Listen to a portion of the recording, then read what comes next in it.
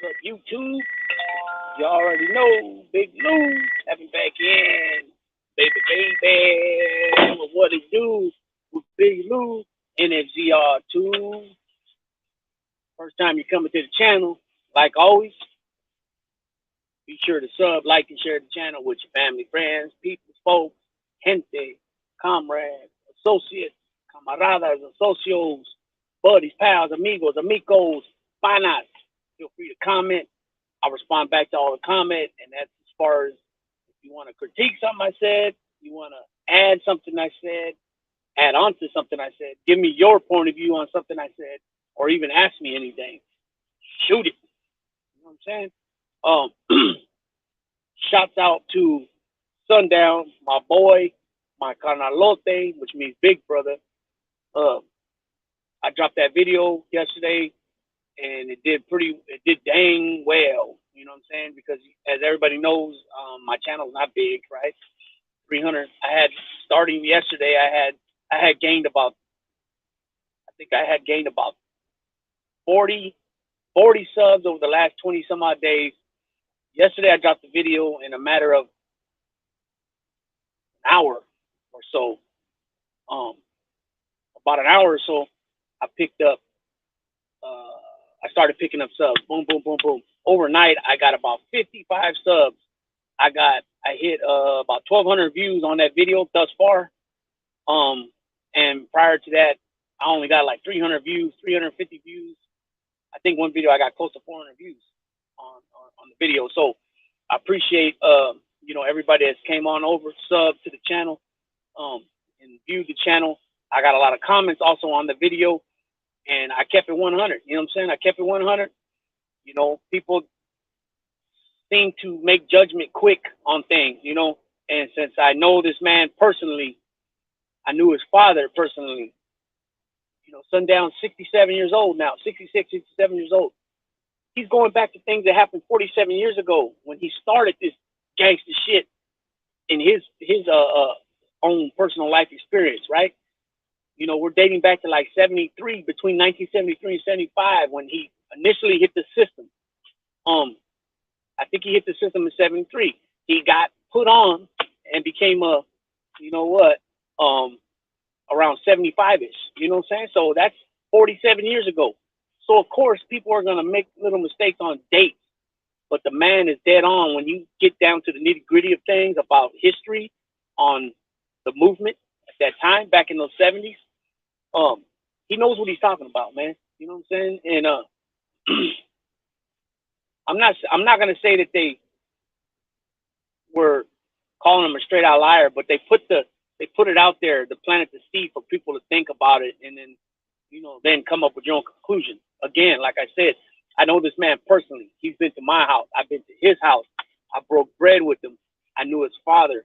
I done business with his dad. You know what I mean? And it was real deal Holyfield back in those 70s. You know what I'm saying? If you were part of that organization, if you were having to go to Old Folsom or San Quentin, I mean, you had to literally get ready get ready to say to protect your life.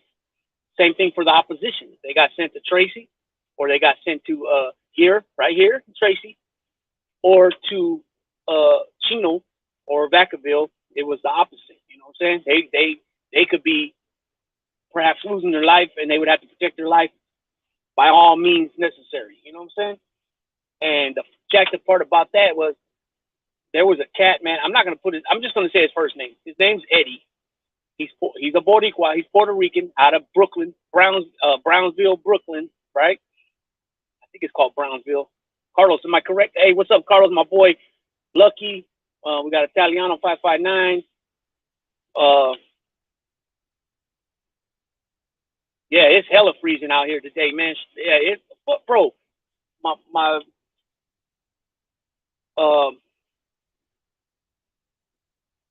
I literally had to come out this morning, put warm water on the windows. I mean, it was completely ice. My old lady had to take her mom to it. She has a very important appointment today that's going to start off some treatment that she has to do.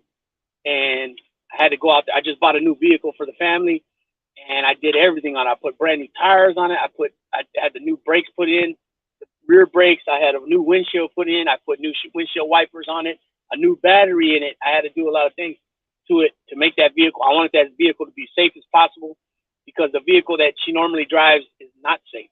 I don't trust that vehicle whatsoever. So anyways, I went outside and I threw some water on the windshield because it was completely iced. I mean, I couldn't even see when I pulled it from the parking lot across the street to the front, so my mother-in-law, she didn't have to walk this far, and I couldn't even see. I had to put my head out the window and look out and drive like that. Anyways, so I said that to say this. Actually, I forgot what I was saying. Anyways, about the sundown video, man. You know, like I said, I felt like me being obviously younger than Sundown. You know, multiple generations under him. He's got me by like 22 or 23 years. Typically, really, to be honest, to keep it 100, he's not a founding father, but because of the age gap and the difference between his age and my age, he does have that somewhat of the, you know, forefather type, you know, aura to, I guess you could say, you know what I'm saying? Because the era different, the difference of the era. But we know, like I said, he became a member of that organization, and you guys already know I don't like to say names of organizations, but he got in around 75. The organization started making, you know, they came out around 65, and they made their big move in 1968, September of 68. He was in very good graces. Bobble, which was the general at the time, straight Puerto Rican, big ass afro like this. And he had a couple brothers, and he was in very good graces with him. And some other OGs had also, one of the homeboys from San Francisco, one of the homeboys from Hayward, have co-signed that. You know what I'm saying? So you got two guys that were also members of that when I say I'm saying that means organization. One was a captain, one was a first lieutenant. So these were high-ranking members, both backing up a lot of what Sundown says. So again, sometimes certain dates might be off, maybe a few years. Sometimes some details might be confused with other details, but for the most part, the man's not lying. You know what I'm saying? And I get tired of people that don't know much about the situation at hand as far as what, like, in other words, what's, how would I say that? Like, the situation at hand as far as what was going on during that time era, you know what I'm saying? And they have a lot to say about something. Or they never even lived the prison life at all. Never lived a criminal life, but they have such a big fucking opinion about shit. And they're big fucking mouth, like these people. Oh, rat that. Like, you motherfuckers you guys wouldn't break the bus a motherfucking grape if you found out the motherfucker on the train or the bus sitting next to you was a rat. You ain't gonna do a goddamn thing to the motherfucker. You know what I'm saying? So a lot of you motherfuckers need to shut the fuck up. You know what I'm saying? You know, those motherfuckers that are always constantly fucking talking about this, that, and the other ain't about that. We know that. Motherfuckers don't talk. You know what I'm saying? Motherfuckers don't talk. They're really with the business. They don't talk. It's that fucking simple. They know that if they ever run into those individuals that they have issues with, or individuals that done something that they don't agree with and they want to take matters in their own hands, they'll handle it if that time ever comes. But they're not going to be sitting on no motherfucking YouTube platform running their fucking mouth, talking out the side of their fucking neck all day, every day. You know what I'm saying? Fucking straight up ridiculous. You know? And then you got these other bozo ass dodo birds that just run with the narrative. You know what I'm saying? They ain't got a clue. You know what I'm saying? It's like they have no survival skills. Like, there's some people on here, they'll say like, oh man, I don't know what I would do if I went to jail or prison. I'd be lost. I'd whatever. I'd do this. I'd do that. It's like, no, you wouldn't. It's like, we're creatures of habit, right? We're creatures of habit. We adapt. So if you get locked up, you're going to figure out a way to get through it. You're either going to, there's only two options. Either you're going to figure out how to get through it, or you're going to take yourself out. And that's not an option for me. You know what I'm saying? So I had to do what I had to do while I was in there. And then you start to develop ways to, like I said, we adapt. So you figure out ways to combat this and combat that and make your days the best and smoothest possible way you can. You know what I'm saying? You can't just sit there and pout all day. Oh my God, I'm locked up. Because I tell you what, you keep bitching and complaining like that to your cellie or other people in your group segment, they don't dig that shit, because you might have went in there. I remember this one kid, man. He was the only reason I knew the story because he was considered the opposition, right? He was a white boy, youngster. He fucked off his life by, well, I don't know where he's doing now. Obviously, he could bounce back, but he caught this felony. He was trying to be a firefighter. He was my neighbor on my bunk. He slept right next to me. And then we were also porters in the building, so I knew a lot of his stories. But this dude came in only with 2 years, and he had to do 85% of the 2 years. This guy is every day walking around complaining and telling his story to lifers that been down already, like at the time, 12 years, 15 years. They got 25 to life. Probably majority of them are out now, but they don't want to hear that shit. You're doing 2 years with 85%. So that's 24 months. So you're probably going to do like 21 months on that, right? They don't want to hear that shit this month. And then it'll get to the point where that motherfuckers will crack your ass. You know, they'll crack you. The one dude that was starting to get tired of it, and I think he did end up hitting him. He had a cane, and I think he popped him over the head with it. Like, he just, not really like try to hurt him, but he popped him enough like to say, shut the fuck up. Bow. You know what I mean? Matter of fact, let me give you a demonstration, peoples. Oh, look at that. So I used to use this mo, right? I used to use this mofo right here when I got hit. I got hit by a truck at work, and my knees were all jacked up and swollen. So I used to use this. So what he did was he just took the cane. You know, obviously he didn't have this. It was all wood. But he just basically just went boop on top of his head. You know, like to say, shut the fuck up. You know what I mean? And the kid didn't do nothing back. Uh-oh, there's my boy. Jedi mind trick. What up, boy? That's my guy right there, man. It's a good dude right here. I know this man pretty good. I've been in 2 different pens with this man. He was a lifer. He did about 27 years, I believe, 27 years. He came in the system when he was about 16 years old, and he's been out now. I think you've been out now. What? I've been out 5. I think you've been out what? 4, 3.5 or 4 years. So, anyways, I will be bringing him on one day, hopefully soon. He was the first person I ever got at about coming on the channel when I started one. I had pitched the idea, you know, playing with the idea in my head, and then he was the first one that I asked about coming on. If and when I ever started the show. So I'm going to bring him on. He's going to hopefully come on and tell his story. He has a very powerful story from things he's been through, things that he's, you know, obviously bounced back from, you know, a life sentence. And it wasn't a 3-strike case. He picked up a life sentence for a gang type shooting when he was like 16. So he lost all his you know, all his youth time and being in the system. You know what I mean? So he did all the rest of his teens, all his 20s, all his 30s. And I think he got out around 40. What were you, Jedi Mind Trick? About 43 when you got out? 44, 43? Something like that. Let's see who we got in the house. We got Worn Out Shoes. What's going on, man? Appreciate you. The crusted joint. Yeah, 43. Okay, so he was 43 when he got out. He went in when he was 16, got out when he was 43.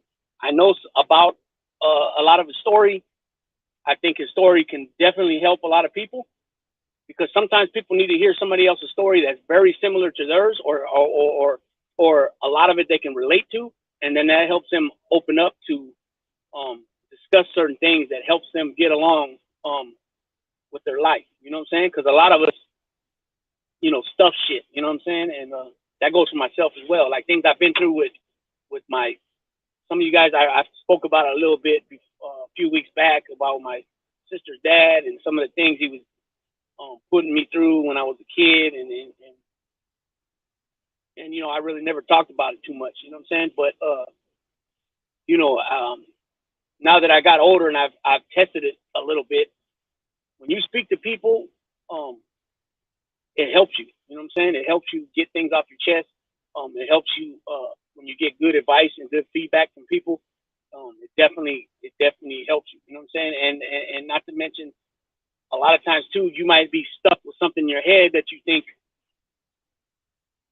you're right about or something, and then when you speak to somebody, a lot of times, like for myself, as soon as I speak it, I realize right then and there before they even have a chance to even answer me, or even before I'm finished saying what I was gonna say, I realize, no, fool, you don't messed up. That's not how it was, or that's not what you know what I mean. That wasn't the interpretation of it. You got it wrong. You know what I'm saying? So I've been on this for a minute where keep an open mind. Don't be so easy to judge yourself and others. Hear things out and then process it. You know what I'm saying? Let it sink in. Let it process, and then go from there. And this man right here, Jedi Mind Trick, is a very, very intelligent cat. And he's learned it along the way. And from conversations I had with him, and me knowing him, I know that he learned a lot of this from digging into himself, and then figuring out why certain things went down. You know what I'm saying? That makes sense, people. I hope it does. Lucky Loco, what up? My Native American brother. Crusted Joint said he's working and listening. I appreciate you. Lucky Loco says I'm driving and listening. That's what's up. Let's see, Worn Out Shoe says, "Hi, brother. You got any history with the Perros? Always interested in hearing. Yeah, I've been into some shit with them. Yeah, I've been into some. Real bad. We got into a real big riot with them. It was about. When I say it was about 12 to 16 of us that were actually involved in the melee. The rest of a lot of the other homies said, "Oh, we didn't know what was going on," which is a crock of shit because they know where our benches are. They know where we kick it. They know what side of the handball cart we're on. They just decided to be cowards. That's what happened. And a lot of them got broke off and for not, getting into it. But it was like 14, 12, 16 of us, maybe 18 that were actually involved where we were chunking them. We were overpowered. There was like about, I think there was close to 100 of them, but it was probably involved. There was probably about 60 or 70 of them actually involved. That was at Pleasant Valley, which is Fresno County. And that didn't last long at all in that yard. You know what I mean? So at one point, they ran with the North. Then they kind of broke off on their own. This was in the 80s, late 80s, or excuse me, mid 80s. It started around 86's. San Quentin, 88, 89, 90, up until around 90. Let me see. I think I want to say about 90, between 94, 95, somewhere around there. That's when the directives came down to get them out of there. They wanted the homies to move on them and get them off the line. So for all those years, almost a decade, they were allowed to coexist on the yard and do their own thing. And they didn't consider themselves a norteño, northerner, northern Latino. They considered themselves bulldogs or F-14ers. And then also so you have the county of Fresno, which now Fresno, the city of Fresno is a pretty big city. It's got about 500,000 people. That's just the city of Fresno. But then you have Fresno County. So you got the surrounding little towns, which is Reedley, Selma, Sanger, Orange Cove, Pinedale, Clovis. Those are the ones I can think of. So what ended up happening was you had the Fresno Bulldogs that were the city of Fresno. They were Bulldogs, Fresno Bulldogs, named after the college, right? Fresno State Bulldogs.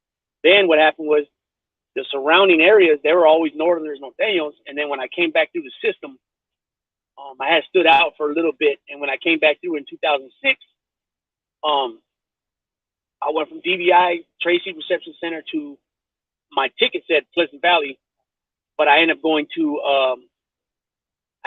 Corcoran for some reason when my ticket Pleasant Valley. So I get off Corcoran. I'm in Corcoran a few weeks. And then before I even got off orientation, they put me back on the bus and boom, me and a couple cats from Corcoran and New Corcoran and Old Corcoran got on the bus and we went to Pleasant Valley. So me and my cellie, first we went straight to the hole. They said that we didn't fit the criteria. They said we didn't fit the criteria of that prison's mission to house Fresno Bulldogs and non-active Northern Latinos. So what happened was they give us these papers. They want us to sign them, and it was their writing. Everything was printed out by them. It said that we've been found guilty of active Northern Latino gang activity. We did not fit the housing criteria of Pleasant Valley State Prison, and that because of that, their mission is to house Fresno Bulldogs and guys that are from Northern Cali, but that are not pushing politics and active. Because of that, we're being considered a threat and the safety and security of the institution and other inmates. So therefore, we were put into the hole. They gave us this paper. It's called the CDC 114, and it's your lockup order. It's basically saying why you're going to the hole. Now, Carlos, help me out and tell me the name of the paper in the feds that they give you, if you know the paper that you get from the feds when you're going to the hole. I know that our 128G or our legal summary status sheet in state prison here in Cali is equivalent to the PSI, the pre-sentencing investigation, I think it's called. That's in the feds. Frank's Positive Vibes. This is my boy right there. What up, Frank? I just seen some of your messages from Instagram pop up on the top of my screen. Muggs, what's up, Muggs? So yeah, so they handed these papers, and so there was like there was about 8 of us in there. We were all in the tank by ourselves because they already knew that we're gonna go straight to the hole. So they put us all by ourselves. And the first one they call up there, I don't remember how it went, but I remember me stepping up there, me grabbing the paper, and me reading it out loud to everybody. And it was each one of us was gonna have our own, and they wanted each and every one of us to sign our own paper. And then by us signing it, we're agreeing to what they put on there. Yeah, oh yeah, you're right. Yeah, we can't. No, fuck that. That's what you guys said. We didn't say that. Put us out there, because of course you're not supposed to admit to nothing. So you put us out there and let us handle our business. But we're not going to tell them that. You know what I'm saying? But we're not going to sign that either. So we all refused to sign it. And then what happened was they put on there refuse to sign. They still had us our copy. We go to the hole. And then I want to say it was within 72 hours, if I remember correctly. It's a review, and you go see the lieutenant. The lieutenant either have you pulled out, but because there were so many of us, I think the lieutenant just came to our door and just had our tray slot popped open and just handed us. And basically, it was just another copy. It was just another copy, and it was just saying the same. It was the same exact copy. It just said that. It said in red, inmate copy. That's what it was. So no. Yeah, let me go back to the original copies. We refused to sign it, and they put they wrote on there refuse to sign. We didn't get a copy then. That's why they came back on the review a couple of days later, and then they gave us our copies, and it said in red with like a stamped inmate copy, and then that's when we got our copy. So yeah, so it at that time there were housing Bulldogs there. Their level 3 was either Wasco or Pleasant Valley. They had 2 yards at that time, B yard and C yard. We got released out to B yard, and then C yard. There was some shit going on with C yard too, where they were. It ended up being a mess because the guy that okayed it to establish a yard, because what happened was the South and the Bulldogs got into it as well, so they were on lockdown. So when we hit that yard, we were free to program. If anybody don't know, program means you go out there and you're doing a daily program. So if you're assigned to school or you got a job assignment, you go to the yard, you do your exercising. Programming means basically you're out there disciplinary free, handling your business, whatever your program is. You know what I'm saying? However you decide to design it, as far as how you do your routine, as far as everything, waking up, how you and your cellie decide to, one up, one down. And what I mean by that is that one get ready while the other one's kicking back in his butt area. And what I mean by get ready is washing up and all that. That's all part of your program. Mopping your floor, sweeping your floor, cleaning up your cell every day. The way you make your coffee. That's all part of your program. And you do this redundantly every day. Same thing. You know what I'm saying? So that's all part of your program. Yeah, I'm all warriored out today. I got this jacket. On the back, it's clean. This is my new Draymond Green jersey. First time I'm wearing it. Number 23. Boom. I had this, my Warrior hat on. Bam. And then I also got this to go to accommodate it. Boom. So I'm all Warrior out the game today. You know what I mean? I don't wear no other bullshit, man. It's straight Warriors, Raiders, and A's on me, mine, and that's it. Other than that, I have one Giants hat that I have, one Giants T-shirt that I ran into an ex-Giants player, and I had this stuff in my car, brand new, and I ran into him at my job. He was trying to buy a condo there on my job site, and so he says, "I'm gonna come back." He was an asshole with me at first, and so I said, "Man, you Sean Dunston?" And he goes, "Yeah," and then he was cool after that. He said, "I'm gonna go pick my wife up. We're gonna come back and check out. We got open house. When I come back, we'll take pictures." I said, "Oh, okay." So I had boom. I got the Giant shit. I put it on. Took a couple flicks, and I've never wore it since. I got one baseball classic Puerto Rico hat. Obviously, I sport that. That's my blood, right? But a straight Warriors, Raiders, and A's on mine. C-Dog, what up, C-Dog? Buenos días. ¿Cómo están, my brother? Bendiciones a ti, la familia, homie. Who else we got here? Daniel Ortiz, thank you for stopping in. We got Mugs. We got Worn Out Shoes. Oh, JMSJ. Sharkstero. I send mine. Bella, my Shih Tzu princess. Okay, Lucky. The Crystal Joint. Jedi Mind Trick 13. Or no, Scott, excuse me, 13. My bad, homie. 43. I don't know, I'm on a gangbanging trip today, huh? Let's see. Carlos. Sean, it's 76 degrees out here. No way. 76 degrees. It was 36 degrees when I woke up this morning. OC714, what up, homie? I salute. Italiano 559. Neta. Rich DM 650. I just dropped a video, Rich, on you guys just signed Carlos Correa, one of my fellow Boricuas, to a big, huge, lucrative deal. 13 seasons, $350 million. Just under $27 million a season. You know what I mean? He's only 28 years old, but that's a very long deal. And Congress perspective. Oh, I didn't even see he tapped in. Okay, what's it say? Orderly, sending my big blue, big blocks. Love and respect as always from your boy Juan Barrera.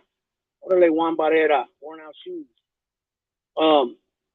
Yeah, LOL, Jedi Mind Trick. I don't know why I look like that, and I seem 13, and I know better than you putting something like that. You know what I mean? We're old men now. We're way past all that BS, right? You know? But yeah, Will Clark. I just read something on Will Clark, and it was about the Aaron Judd. I think it was about the Aaron Judd, and Will Clark was like, if you guys don't know, Will Clark was a former first baseman for the Giants. He came out in 1986. Same season that Barry Bonds, Bobby Bonilla, Jose Canseco, Andres Galarraga, Kevin Mitchell, Jose Guzman, I believe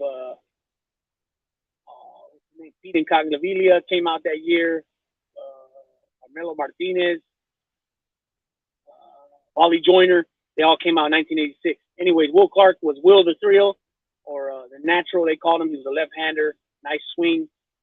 First baseman, all-star. He said that he thinks that teams shouldn't sign guys for more than 5 years. And it makes a lot of sense because, you know, you sign guys, you know, in this case, Carlos Correa, 13 seasons. But the thing is, in his benefit, he's 28 years old. But the thing is, injuries, you know, obviously guys, when they get older, their productivity goes down. You know, they don't hit if they're power hitters. Obviously, their home runs, RBIs, and their average goes down. They don't get as many hits, stuff like that. So all that plays a part. So I get what he's saying. But there's been some huge deals going on lately. Aaron Judge signed 9 years, $360 million, $40 million a season. Pitcher Justin Verlander signed $43.5 million a season. You know, Carlos Correa just signed now $28 million, pretty much just under 27 million, I think it is. You know, you got some other guys, Trout and Harper and Bogut and Mookie Betts, and all these guys are signing big, huge contracts. You know, Fernando Tatis Jr., also Francisco Lindor. You know, they're signing huge contracts. Will the Thrill and Kevin Mitchell Pacific Stock Exchange. Yeah. Sundown was on Crusted Joint. Yeah, Sundown was on last night. Flacco hit me up and told me to go over there, but it was too late. I wasn't gonna. Everybody was asleep in the house, and I'm loud, and I just didn't. I didn't go on over there. But I spoke to Sundown today on the phone. And he was just like, "Oh, I appreciate you having my back," but I go, "It ain't about that, bro. It's about, me speaking up for somebody that really lived through the times. You know what I'm saying?" And it was a real killing. It was real killing going on back then. It was vicious. It was treacherous, vicious, ferocious. However you want to put it, as far as whatever adjective word you want to use, it was just the real deal Holyfield. Like I mentioned earlier, if you were, a member of that O and you got sent to Old Folsom or San Quentin, you had to literally get yourself ready to perhaps die and go to war to the end. You know what I'm saying? That's how vicious it was. I met a lot of OGs that were around through the 70s, man, and they had so many wounds on them from getting stabbed, because they landed in Folsom or San Quentin or Jamestown. They had a lot of stab wounds on them, all over the body, the back, and then, it's the other way around too. Chino was a stronghold for that for a while, up until definitely up into the 80s. So they had Tracy here, and they had Chino and some parts of Vacaville, you know what I'm saying, at the time. And then they had, then there was other joints that were still, Susanville was open in the mid 70s. Like I mentioned, Jamestown. Tehachapi's been open for a long time. You know what I mean? The only really safe place to go, I want to say, with nothing was cracking, was CMC, which a lot of guys were hermits from all the organizations that were early members, and they were able to hide out there. You know what I'm saying? And that goes all the way up until the 80s. Basically, I want to say probably up until basically like 2012, 2013, I think they started making it a regular main line again. Because if anybody knows the system, they sent a lot of like corrupt district attorneys, corrupt police officers, corrupt police chiefs, sergeants, lieutenants, captains, corrupt anything that had to do with law enforcement. They would send them there. You know what I mean? To CMC, and so they were able to hide out there, be safe there, and then you had a lot of legitimate dropouts. And the reason I say legitimate dropouts is because what they call dropouts now, in today's day, they're not dropouts. You know what I'm saying? They're not dropouts because they never were part of an organization. Yes, they're up under something, but they never were actual members. You know what I mean? So it's just the verbiage changed over the years. You know what I mean? But nonetheless, Sundown was around and doing his thing. And, like I said, he came through the system in 73, and then he got hooked up around 75-ish. You know what I'm saying? So, and I broke down, if you guys go back and watch the video, I broke down to what he means when he says certain things. And I understand what he means by what he was saying at different times. You know what I mean? Big Lou, why do they say the 80s are the lost years? They say the 80s are the lost years because when you go back to the history, as far as everything that's like on Google and everything they brought to light for people to read up on, it's absent. You know what I'm saying? You can find out about the 60s and who was around and who were the founding fathers from Bakersfield and Oxnard and stuff like that.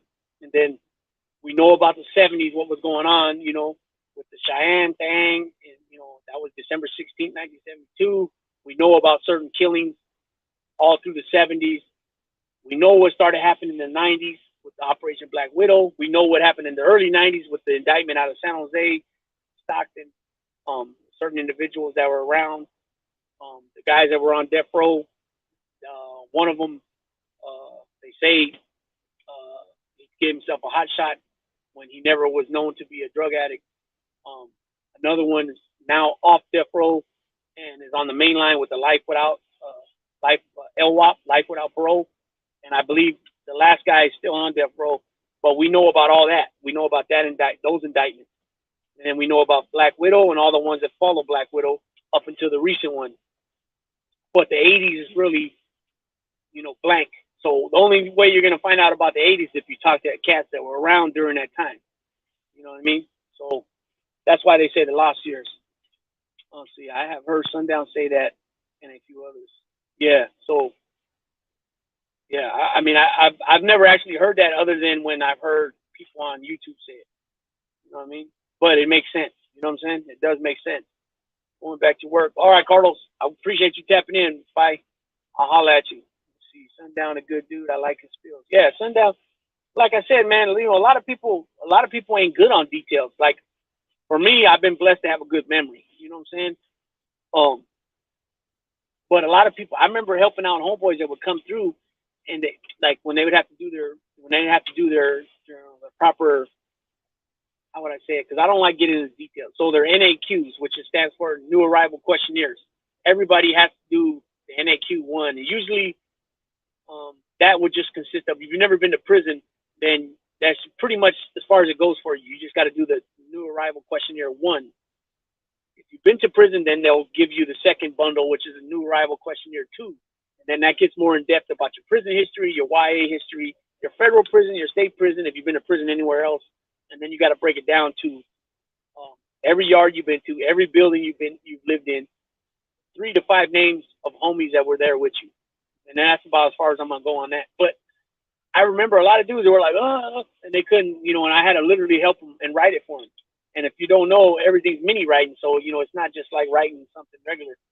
And so I would always help the guys. If I knew they were from, say, Oakland, then I would say, well, who was there from Oakland with you? And then they would go, and then if they didn't know then I would go, well, who was from San Leandro or who was from Hayward, which are the cities that are in that same county. That's the best way to do it, you know, like that. And then usually there was always going to be, you know, if you're in San Quentin, you're always going to have guys from those areas. So they made it a little easier, but some guys are burnt, man, but they can't remember shit. You know what I mean? Their memories, their minds are just, they're just naturally like that, or because of the drug use and the way they grew up, they're just burnt and they can't remember shit. You know what I'm saying? And so me having such a good memory, I always look at it like, damn, you know what I mean? But it is what it is. Now, I'm not saying, I didn't say that to say that Sundown is that. Now, that's not what I'm saying. Don't get that twisted. I was just giving some examples. But what I will say, and when I spoke to him on the phone this morning, he did say, yeah, do I maybe get dates confused and maybe within a few years? Yeah. But for the most part, the man's on point.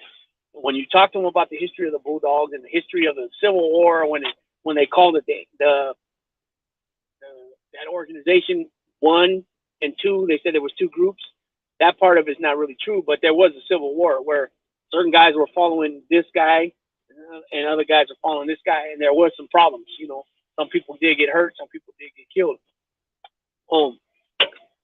But you know, for the most part, and then like I said, you got these other guys that were actually high-ranking members that are still around to this day. One did 48 years in the joint, and he's out now. Another one did 45 years in the joint.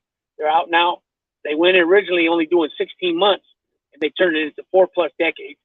They're out. There's another cat that lives down in Santa Barbara area, Santa Barbara area. And I'll say his name because you know what Flacco said it yesterday. Bumpers. He's an OG. All these individuals have spoke up and said yes, they knew Sundown was around then. You know what I mean? And there's a lot of truth to this, and there's some truth to that. You know what I mean?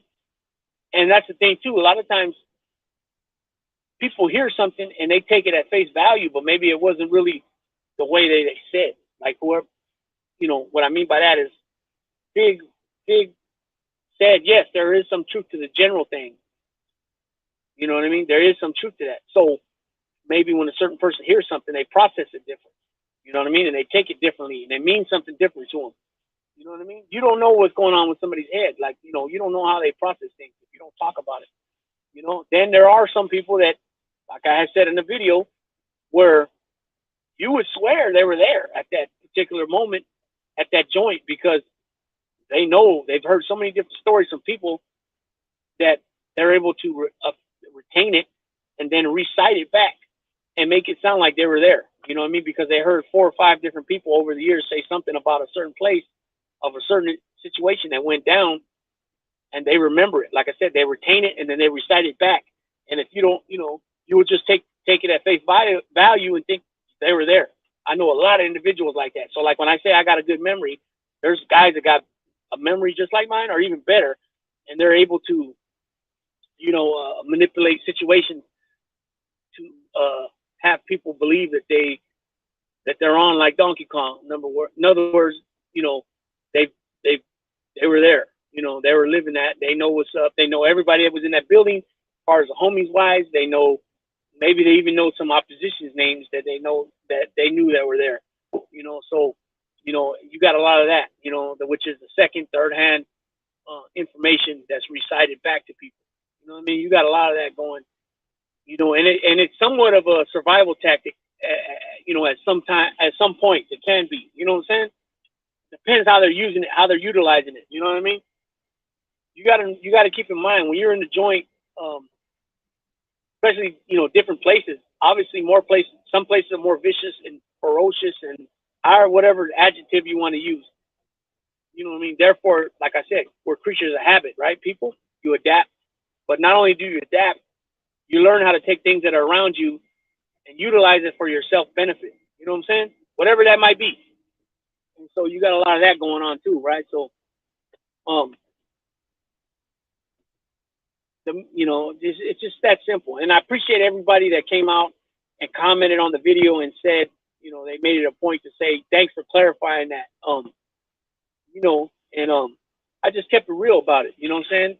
I just kept it real about it, and I even said too that sometimes when you hear people's stories, sometimes it sounds like, whoa, that sounds like a Hollywood fucking script, or that sounds too far fetched to be true. And a lot of times it might be some bullshit, but a lot of times you find out that things are true. And it just so happened that it sounded like a fucking Hollywood script. You know what I mean? It is what it is. But I just felt, like I said, I just felt that I had to say something about it. It was never my intention to put the video out and then, the views, all these views I got, you know what I'm saying? So when I seen it like that, and after talking to Sundown, well, actually he texted me last night, and then I called him this morning. He said that he believes that those two videos by Gunner and Dubs were done for views, and I can understand that. You know what I'm saying? I can get why they did that. You know what I'm saying? And it makes sense at the end of the day. And then after I put the video, I got a bunch of more views than I normally do. You know what I'm saying? So it is what it is. But that was not my intention. My intention was to put the video out to say my truth of what I feel on my perspective, my opinion on Sundown. You know what I'm saying? And because I know him personally, like I said, he's been to my house. I've been to his house. We live in the same town. I'll keep it real. I'll say that. I'll go that far. And Rich, Rich right here, DM, we've been in person at his house. You know what I'm saying? I broke bread with him. I've had multiple personal conversations with the man about a lot of different things. Politics, sports, prison politics, a lot of different shit. I'm not going to break it down here and let everybody know because that's his business and my business. But I just said that to say that,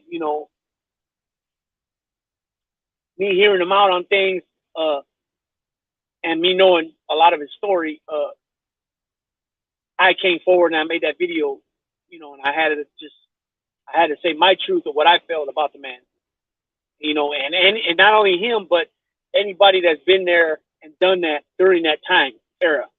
You know what I'm saying? Because like I said, it was a very vicious, ferocious, and again, whatever adjective you want to use at that time. You know what I'm saying? So, and I believe, like I mentioned earlier, that people shouldn't even be speaking on shit, especially if they never lived that life or even really know the details of what was going on during that time. You know what I mean? Because a lot of it's just talking out of their arse. And I don't mean, when I'm saying that, I'm not talking about Gunner and Dubs. I'm talking about cats that come, run into a channel, start following it, listen to things that are being said, and then start commenting so strongly on things with a real strong, with like a conviction of their opinion when they don't know diddly shit and diddly squat about nada. You know what I'm saying? Again, it kind of goes towards that, towards subject when people are talking about snitches and rats and how they're so, how do I say that? They're so wrapped up in giving their opinion about it, a strong opinion, like, on the violent tip, like they're really going to do something. You know what I'm saying? Like they would do something. You know, and like I mentioned, most people that are real about it don't speak about it. They just say, okay, you know, in their head, they know already. I don't like what that dude did, and when I see him, I'll take care of it then. You know what I'm saying? That, you know, a real one, you know, a real person that's really about that business, or like Flacco says, that action. That's as far as it goes. They don't need to come on some public platform like this, show their face, where they're, you know, you can put their words to their face and say, "Oh my God, they make threats," or whatever it might be, right? You know, I talk familia. What's going on, my brother? Let's see. Yeah, like you said, hit that like button, share, subscribe, hit that thumbs up, notifications, support the What It Do with Big Loot, NSVR2, baby. Izzy Family T-shirts, launchcart.store, $ Izzy TW3. Yeah, go check that out.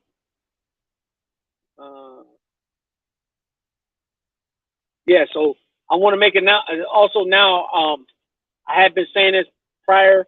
I said it in a few videos. I was going to be making some changes to the channel. I started doing that yesterday. So I gifted Jamie Rupert, also Bella, Shih Tzu Princess, and some others with wrenches. And I made some decisions to take some wrenches away. People that I haven't seen in a while coming over here, and also the fact that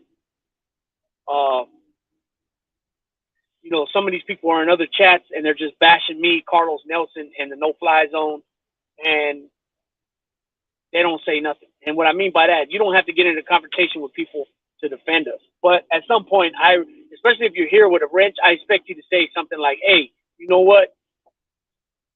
Big Lou, Carlos Nelson, always been, you know, righteous with me.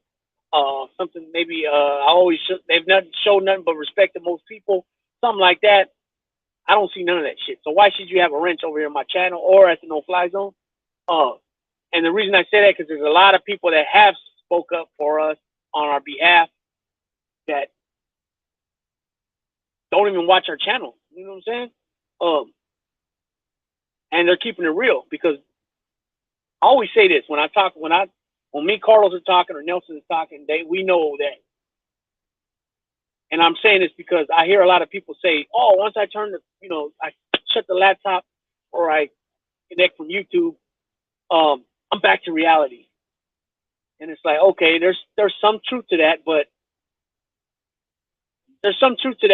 thing is this: you shouldn't be different people. Like the way I am right here, and Jedi Mind Trick can co-sign this. What I'm going to say right now, I'm the same person I am right now as I'm speaking to you guys right now as I am in person. Right? I'm not two different people. You know what I'm saying? I'm not a YouTube character, and then in person I'm somebody else. You know what I'm saying? What you see is what you get, right? You know, I hear so many people say that a lot, and like I said, there's some truth to that. You know, when I shut the laptop, is reality. I'm back to reality. Now, the only reality should be when you shut your laptop, that you're back to your home life. You know what I'm saying? But you shouldn't be two different people. You know, you shouldn't carry yourself on here and then in person somebody else. And we know a lot what that is. That's that freaking cell soldier, modern day keyboard warrior shit, where you're on here calling people bitches and punks and this and that, and you'll whoop everybody. I've heard so many people on here saying that shit, but I know damn well if I ran into you in person, you wouldn't be talking like that. And it ain't got nothing to do with me being a tough guy, but I'm not gonna allow you to call me any of that shit. That's for damn sure. You know what I mean? And that's the problem with these people, man. These people, they don't know who they're dealing with. They don't know who they're dealing with because you just see right here, you see me. But it's like some of these people are trying to bring out the old you back out, and I'm not. I'm not gonna say Yeah, somewhat I am. I'm afraid of that. You know what I mean? I've been doing well now for over 5 years, working. I own 5 vehicles now. You know what I'm saying? When I got out this last time, I was on a fucking bike, pedaling a bike or walking. I got 5 cars now. I got a fucking 2016 Toyota. I got a 2005 Nissan Armada. I got a 2010 another Nissan that I just bought. I got a 74 Caprice. You know what I'm saying? And we got a Honda, 08 Ford. So I came a long way. without criminal activity. You know what I'm saying? I got money saved up. Uh, I had I was at that job for 5 years, almost 4 years and change. Now my schedule's changed. That job was complete. As far as they didn't need me as the position I was, so I moved on to another same company but a different job site now, and now I'm working at night. So that's why I'm missing a lot of the there's a lot of the shows coming on because now I'm really because of the not getting as much sleep and then working at night. And then right after as soon as I get home from work in the morning, I'm getting the girls up for school, taking them to school. So I'm getting a little more burnt out now. And then I'm actually working now because of the position. My position's changed and my job site's changed. Before I was in the former position where I was able to just kick back and do pretty much whatever I wanted to do. Whenever I wanted to go to the store, I can go to the store. Whenever I wanted to go park somewhere and kick back, like in the back of the job site and do paperwork, I could do all that. Now I'm actually working in on my feet. You know what I'm saying? So things change. So it is what it is. Again, we're creatures of habit, and we adapt. So I'm adapting to my new surroundings, my new job environment. You know what I'm saying? So same thing, like I had mentioned to these people, you get locked up, you got to do what you got to do in there, or you're going to take yourself out the game, right? And that's not I can't do that. So same thing with work. It's all, it's all the same thing when it comes to people. You know what I'm saying? What did Jedi Mind Trick says? Lou is as real as they come. He's a good man. Yep, and so are you, my brother. Um, um, Jedi Mind Trick has a lot to offer people. And he's also let me see how he was also part of a mentor group in there. That's how I met him. The first time when I first met him, he was the head he was the head mentor of a program in prison. And then I went home, got out. He ended up getting a date, but then screwed up on something. I'll let him tell all that. And then he reevaluated himself and he said, you know what, I don't want this no more. I want to go home. And he restructured his thinking again, and he got back in line. And then I ran into him at another prison when I came back through, and then he got back to doing that same type of work. And then, like I said, we had a lot of conversations over the years. And then he's part of, I want to say that group of mentors. Man, there's got to be at least, let me see, Johnny, Jedi Mind Trick, Gilbert, Burns, Paul Bear, Bender, Turtle,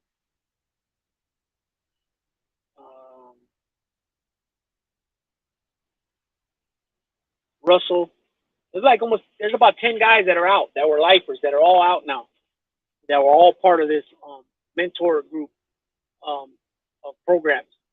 So one of them started a channel. I commented on the channel. I haven't heard back from him yet, but I kind of put in his ear about bringing him if you wouldn't mind coming on.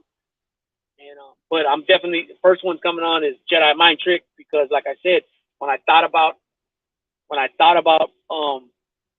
coming out with a channel, he was the first one I asked about coming on, and no problem, he said yes.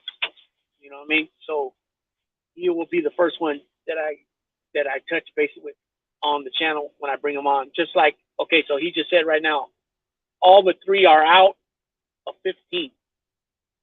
Okay, so that's I know one of them is what's the brother's name with the Muslim brother? I know I can't think of his name right now. He, remember his name, Jedi Mind Trick? Remember the one you heard, you thought he had something that happened to him, and come to find out he was just, yeah, he did have an issue, but it wasn't death. I can see his face right now, but I can't think of his name. All people, Johnny went back. He's back on another term. I thought he was going to Delancey. And the guy he's speaking of, Johnny right here, Flacco has his picture on a thumbnail with Snoop because he was with these guys back in the '90s in Solano. But also Johnny's on the creator from Sons of Anarchy. What is his name? Sutter, I think it's Sutter. He has uh, he has a outlaw something outlaw. The show's called, and Johnny's the main guy on it. Malika, there you go, Malika, locked up again. Oh shit! So he was supposed to go. So this guy, speaking of Johnny, was doing 15 in life. When I left him, he had about 6 years in. He had letters of recommend. He had letters from the district attorney's office. He was doing. Him and another individual were doing working with like the local police department and the local sheriff's department. The other individual being from L.A. County, L.A. itself, East L.A. I believe he's from. They were working with the police department on creating programs for youth. Well, at least that's what they told me. Now, I don't have there's no reason why I wouldn't believe them. But both of them are out. One guy's doing really well. I think he got married, and then he also bought a home, and he's just doing good. And they also, California Department of Corrections also implemented a program where they sent these guys from different pens to this one pen in Chowchilla, California, where they were able to obtain their what is it called? Jedi mind trick. I don't know. It's called an AA. I don't know if it's AA or something, but basically they were able to get certified as drug and alcohol counselors while they're locked up. And these were lifers.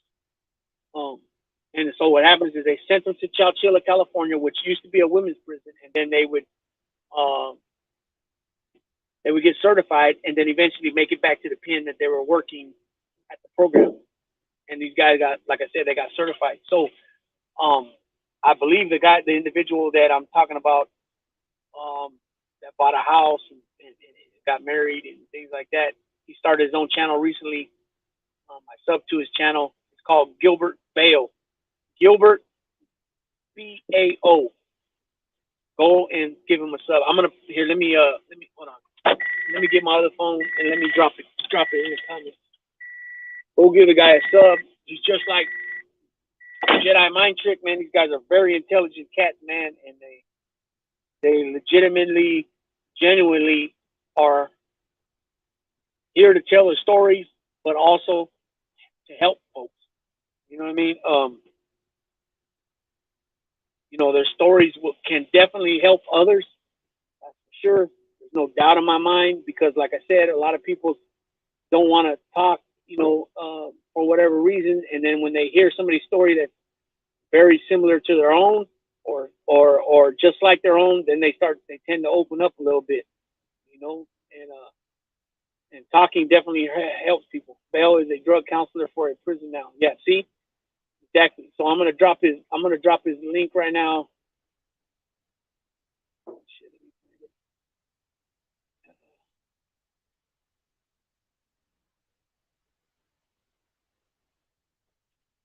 Okay, I'm gonna drop it right now. Oh, okay, never mind. Boom! Look at my boy. IP. He's on it, boy. Look at that. Gilbert Bell 3331. So everybody, go to this channel, give him a sub. His channel's fresh. I'll tell you right now. I'm on it right now. So he has 1, 2, 3, 4, 5, 6, 7, 8, 9, 10, 11, 12. So he has 12 videos so far. And he hasn't done a live yet. He hasn't done no shorts yet. But the last 2 videos, and he hasn't posted nothing in a while. So 6 months ago, he did a video, part 1 and part 2, a life after serving life in prison. That's with the homie Tall Bear. Tall Bear, I was in there with him as well. And he was a lifer at one point. Now he's out. Him and his brother caught a case together, I believe. I met his brother too. His brother went on and got certified at that like I was saying. I'm not sure if he's out yet, but Tall Bear's definitely out. Go listen to his story. And maybe I know Gilbert's very busy. He does a lot of stuff with the community. He does things with Native American stuff, also brown beret stuff. Um, he's well, like I said, he's well. He does a lot of stuff with the community, put it that way. And like I said, these brothers are really genuinely in their heart to help people. You know what I'm saying? So the stories, I'm not saying I'm not, but I'm just saying that they're more.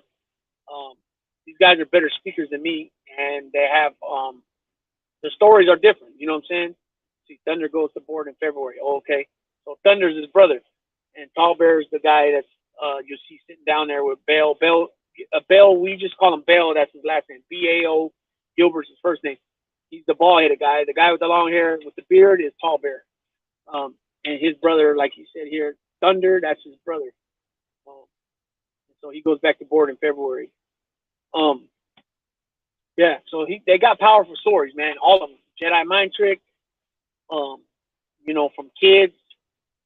Like I said, a lot of time, hopefully, I'm going to touch base with Jedi Mind Trick and see when we can bring them on because, you know, there's something about a story that I know. I don't want to say it now. I want him to say it. But like I said, you know, put it this way, like a lot of times when you talk about the addiction problem, a lot of people will start talking shit in the comments. And I honestly believe the reason why they're talking shit in the comments is because it hits closer to home than the people want to admit. And so, and that goes with abuse. You know what I'm saying? I'll just say it like that. That goes for abuse. A lot of people are ashamed and embarrassed to speak about things. But it needs to be talked about, man. This is stuff that's happened to people and kids that they didn't have nothing to do. You know, it wasn't in their control. It wasn't in their power. Unfortunately, something happened to some people physically, mentally, sexually, that, you know, it is what it is, and it's a shame. It sucks. But when people put the stories out there, man, it resonates with others. And like I said, it makes them feel more comfortable to hear somebody else's story that's so much similar to theirs. You know what I'm saying? And then they can talk about things. Because sometimes some people just stuff shit, just stuff everything that happens in their life. They stuff it. They never talk about it. And then it gets to the point where they explode where, you know, that could be all kinds of different things. You know, it could be they take their own life. They take somebody else's life. They go and do you know, you guys know what I'm trying to say, right? I don't want to get all into the stuff because it's kind of jacked up, man. With all the victims and things that happen to people that had nothing to do with nothing. You know, people get killed and they didn't have no idea what even happened. You know what I mean? Or what went wrong or whatever. Palmetto B23, another good brother right there. Always supporting. I appreciate you. But yeah, so you know what I mean? It's one of them things, man, you know, and it's not something comfortable to talk about, man, but you know what? It happens too often, man, and it's got to be talked about. You know what I mean? So if I can bring something to this channel, you know, when it comes to that type of level, and it's gonna help somebody, I'm all for it, man. You know what I mean? I don't like seeing people hurt, man. You know what I'm saying? And that goes, you know, that goes physically, that goes all that. You know what I mean? Did you see Twitch die? Who's Twitch? Twitch? No, that's Stretch. Twitch. Palmetto, you gotta watch after from the beginning. Who's Twitch? Twitch. I don't know who Twitch is. Help me out. That's so sad about Twitch. Who's Twitch? Twitch. Who the heck is Twitch? The dancer from Ellen. Oh, you talking about the DJ? Oh wow, what happened? That's the DJ, right? He always wear like this.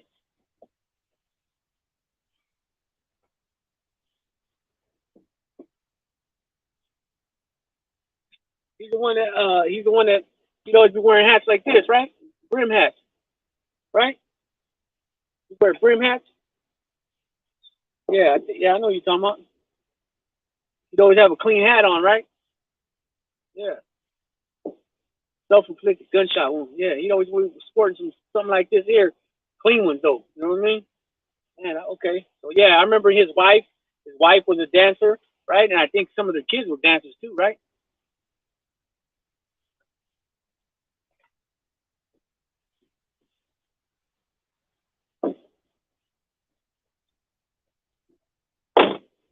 Yeah, and then Christy Alley passed away recently too. I don't know if you guys know.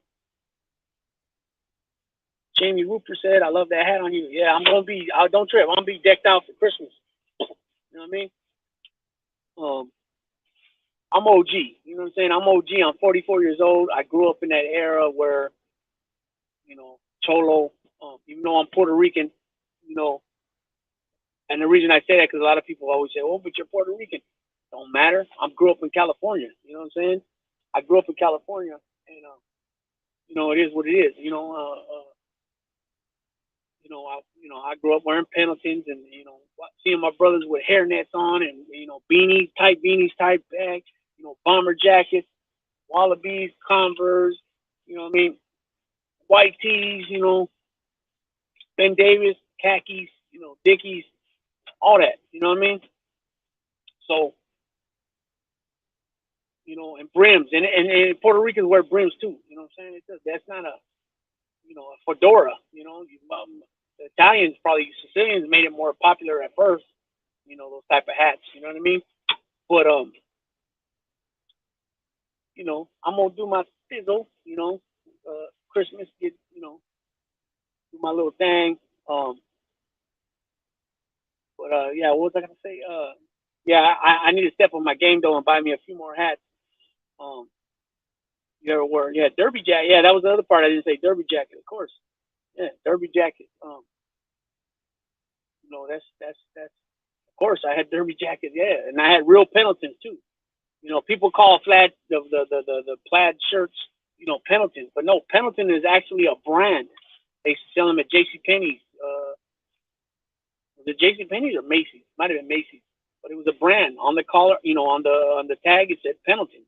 That was the brand. You know what I mean? They were wool. They're real warm. I had a few of them. You know what I mean? My sister's half Puerto Rican. Okay, that's cool. Derby jackets and brand is hella expensive.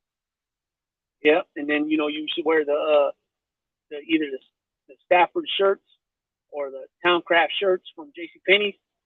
You know what I mean? I used to wear the Stafford ones until I got a certain size because a certain weight. Because they only went to 2X. So then I started wearing the Towncraft ones, and then and I'll be honest with you, I didn't have many of them because we didn't have money at all, no type of money in the, so I never started school with new clothes, never.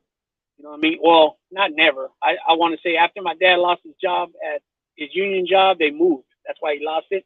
And for a little while there, then he got a job at a seasonal place, Holly Sugar, which is it was seasonal. So what happened was he would always go back to work. They would come back to work around a week or the week of school. And the way it worked was he got paid every 2 weeks. So he had to work 3 weeks in order to get his first check. So he usually would slide me about $100 about 2 weeks into school. And with that 100, I'd go buy me 2 pairs of Dickies. At the time, Dickie pants were only like $15. And I'd get me a couple of T-shirts, and I'd go get me like a $25, $30 pair of shoes. And that was pretty much my clothes for a good little while. You know what I'm saying? So me knowing that that's how it was for me, I try to do, how everybody says you always want to do better for your kids than how you were. Now, at one point in time, like I said, my dad lost his job because they moved, and it was a Teamster job in West Oakland, right there on Cypress. It was called MDS, Marathon Delivery Service. They had 2 locations, one in LA, one in West Oakland. They ended up closing down the West Oakland one, and I don't know if they opened up another location somewhere else or if they just used the LA location. I don't remember how that went, but these guys were picketing and all that type of stuff. Like I said, it was a Teamster job. But before that happened, my dad had me in, he collected hats as well. So every time I go to visit him for the weekend in the Bay, that's why I say I had still close ties to the Bay after we moved to the Valley because my dad still lived in the Bay. I had a ton of cousins out there, uncles, great uncles, and all that stuff. Great aunts and great uncles, and uncles and aunts on my father's side. And so he had hats. So every time I go over there, I'd bring me a hat or two back. He always had me in fresh. My dad loved Reeboks, so he'd always have me in Reeboks. He bought me all brand new Reeboks up until I was about 9 or 10 years old. That's when he lost his job. Then fast forwarded later when I started after I had kids and I kept going I started going back to prison. He took well care of my two older kids. I mean, he went above and beyond, so I'm grateful to my pops for that. Um, so I know, so I try to do for my kids, and get them whatever they need. So when I go buy these guys clothes, like my son, for example, I get him two pairs of shoes. Well, now he's 19. He just turned 19, and I blessed him with a pair of Air Maxes for his birthday.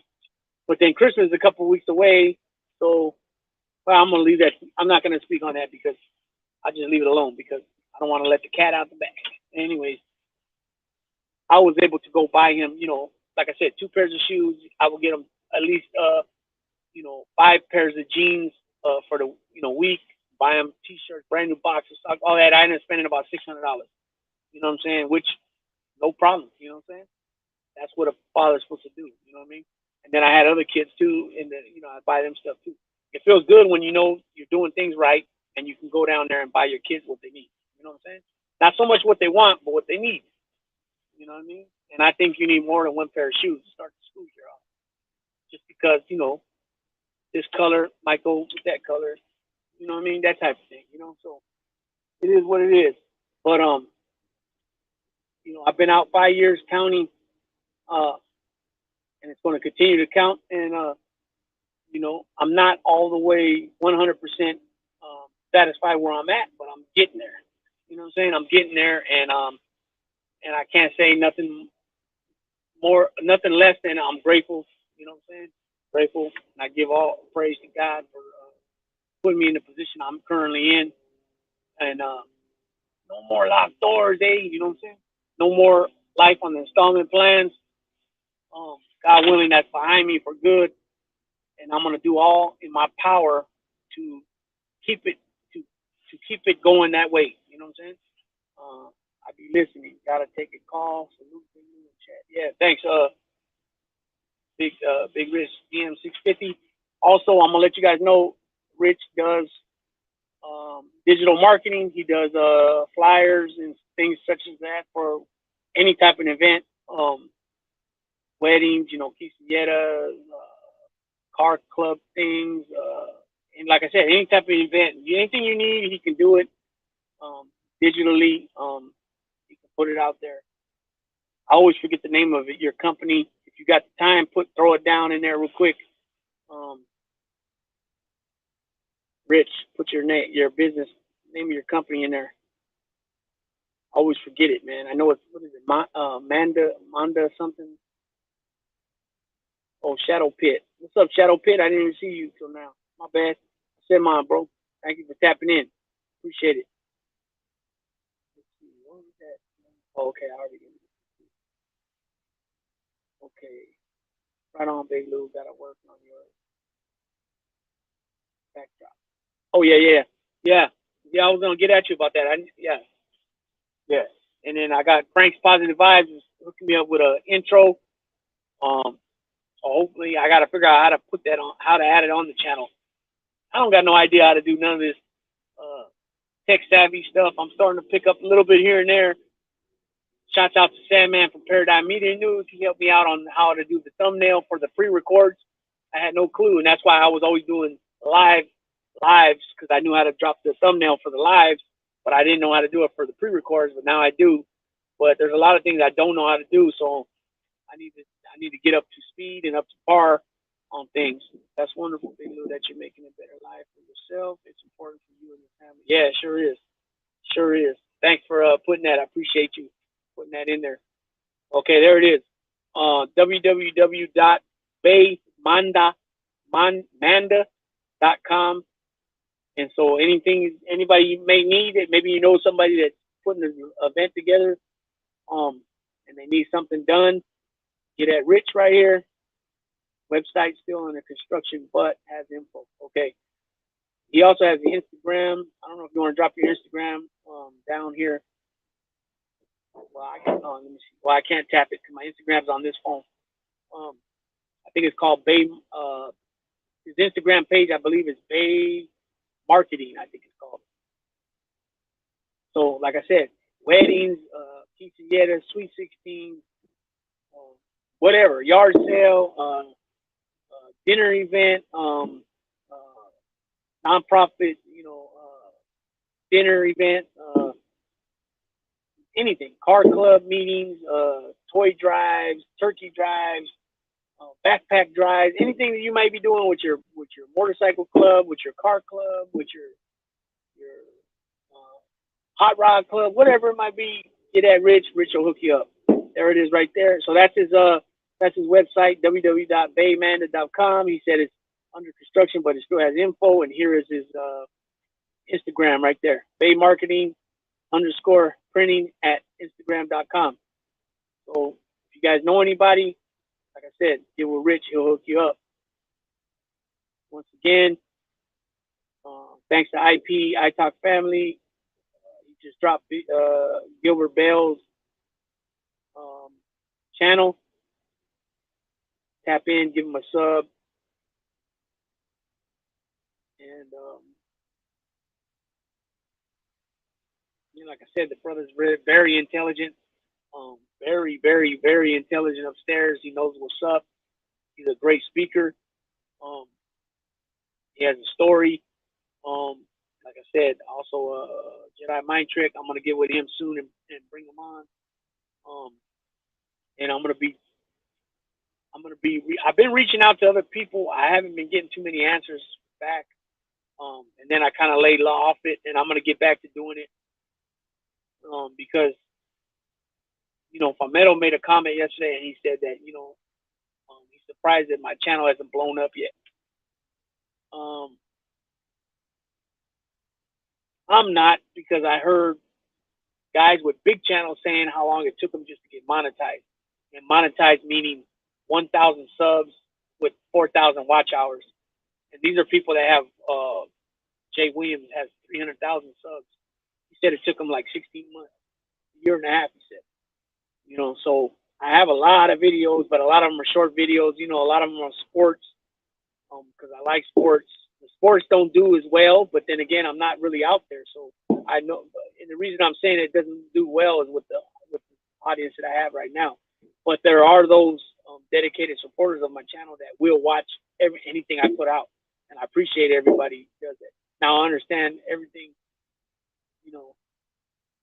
How would you say? It's not everybody's cup of tea. You know what I'm saying? On certain videos, I get that. But eventually, if I'm able to get out there by networking with other channels and collabing with other channels, sports is a main thing for people. So once I'm out there, then I know I'll start getting. I'll start getting. I'll start getting out there more. With my name, the channel. So it's just one of them things. But I'm patient about it. I'm gonna keep grinding. I'm gonna keep doing my thing, and it is what it is. And basically, however I feel that day, that's what I come with, the content. You know what I'm saying? Like I've done a few old school mob content things, old school things. Nothing active. I try not to speak about names, especially active stuff. I don't put it out there. But I've done a couple videos on John Gotti Jr., things like that, Paul Castellano, stuff like that, Neil Della Croce, so you get those people that like that type of genre. And then when I do prison stuff, I tend to get more views, you know what I'm saying, on the thing. It is what it is, and I'm gonna still continue to do my thing and put out however I feel that day, whatever I feel that's on the agenda, then I'm gonna push it. I'm just gonna keep doing my thing, and it is what it is. But I appreciate Palmetto saying that, and I appreciate everybody else here that supports the channel. Yeah, Rich said right here. He said, "Man, crazy Jay Williams got his whole channel and info stolen." Yeah, so everybody be careful. What it is, you got these people that will duplicate a channel, and then they'll answer you. They'll put a comment to you saying something like, "Oh, you've been selected for the giveaway from the channel," or stuff like that. Erase it immediately. Don't tap into it. Don't tap into it. Don't answer them back, because once you answer them back or tap back into them, now they got access to your phone and anything that you may have on your phone.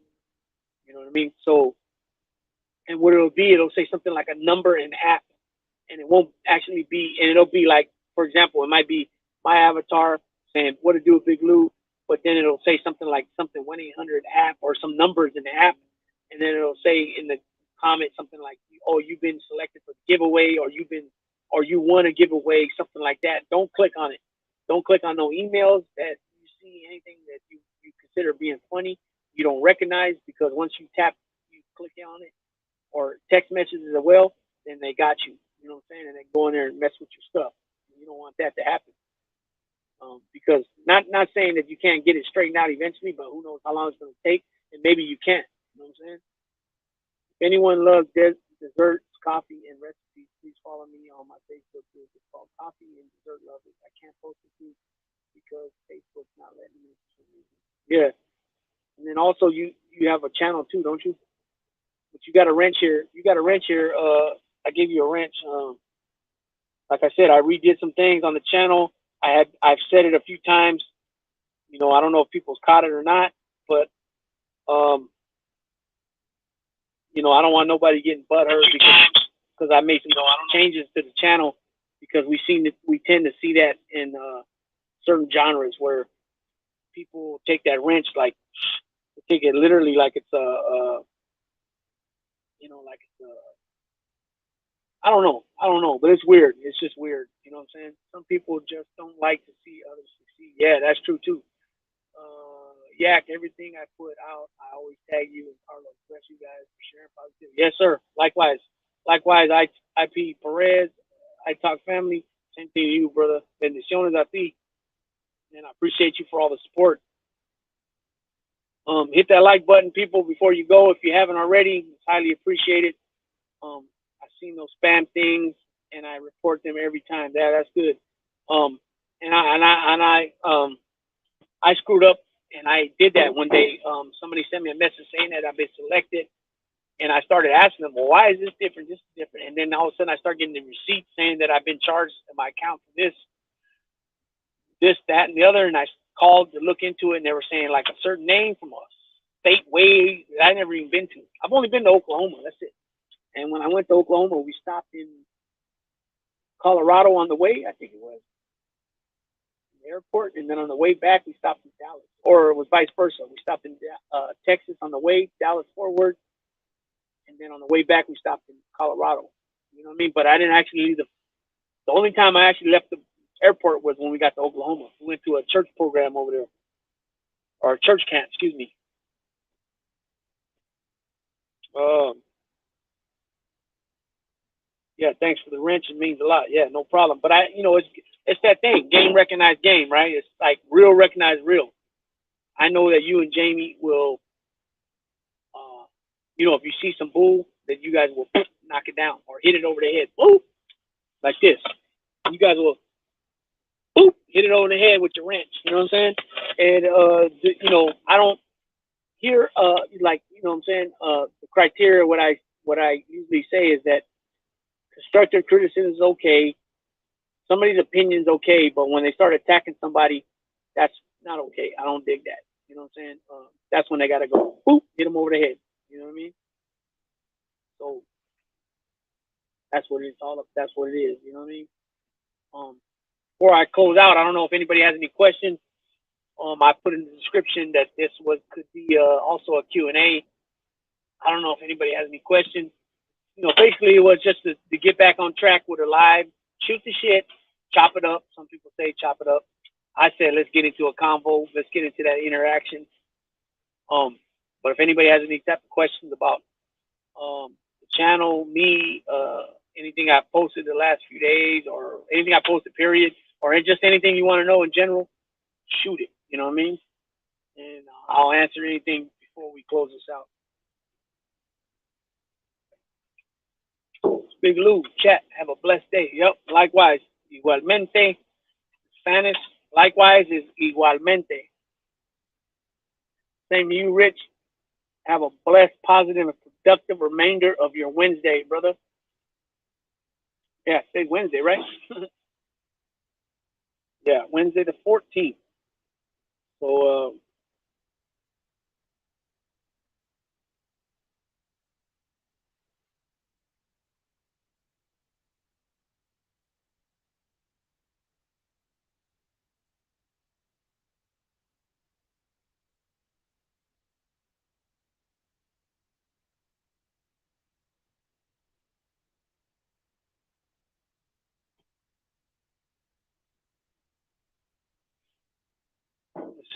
I have a new camera and I want to post videos on my YouTube. How do I do that? Oh, hmm. I have a new camera. I have a new camera and I want to post videos on my YouTube. How do I do that? You know what? I don't know because I always go off my phones. Even I bought a brand new laptop when we just before the day of we started the no fly zone with Carlos and Nelson. I went and bought me a laptop and I haven't even used the damn thing yet. Every time I record anything, I go off the phone. Um, so I don't even know. Is it like a GoPro or I don't know. Can anybody answer that for Bella, my Shih Tzu princess? Says I have a new camera and I want to post videos on my YouTube. How do I do that? I don't have the answer for it. Can anybody help out with that? If not, hold on 1 second.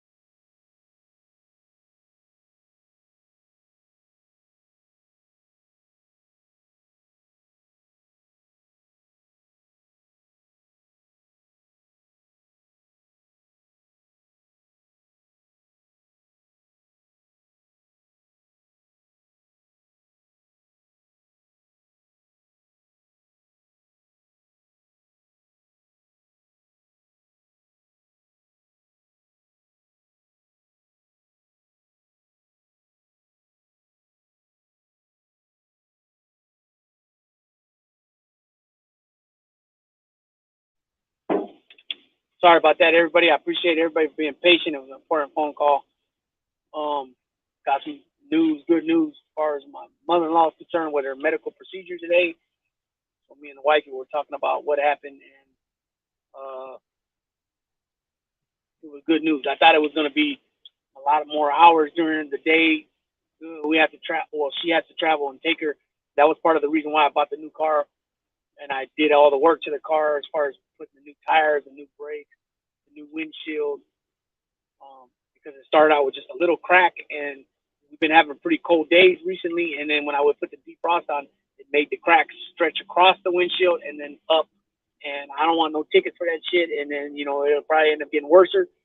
So I changed the windshield, and then I needed new windshield wipers on new windshield wiper on one side. So I just replaced them both.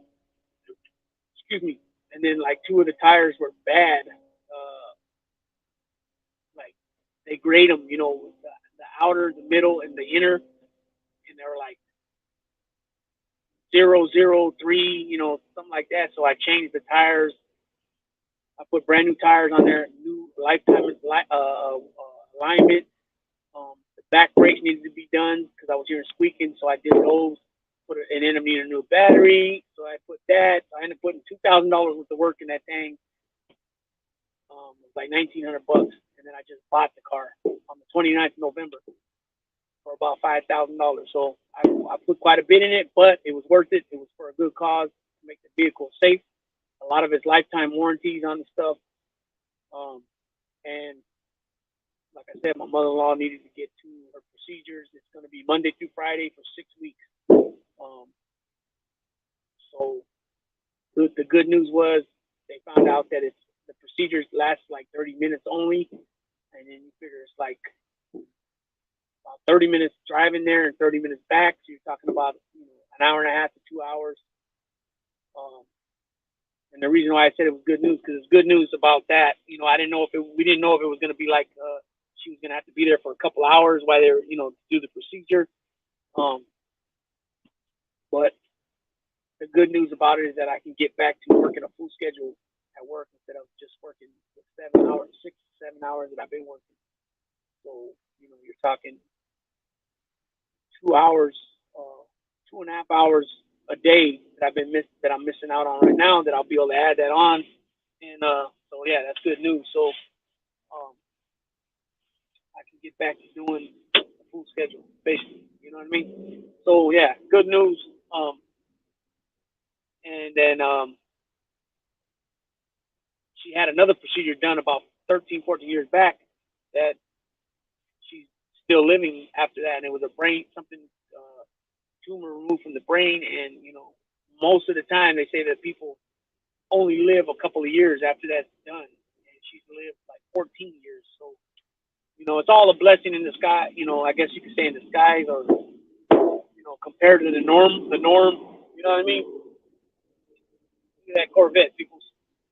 That Corvette. Oh yeah, right there. See that Corvette? That's clean. Black on black on black on black. Black rims, that was clean. So what we got here? We got ladies of high talk. So yeah, so sub to all the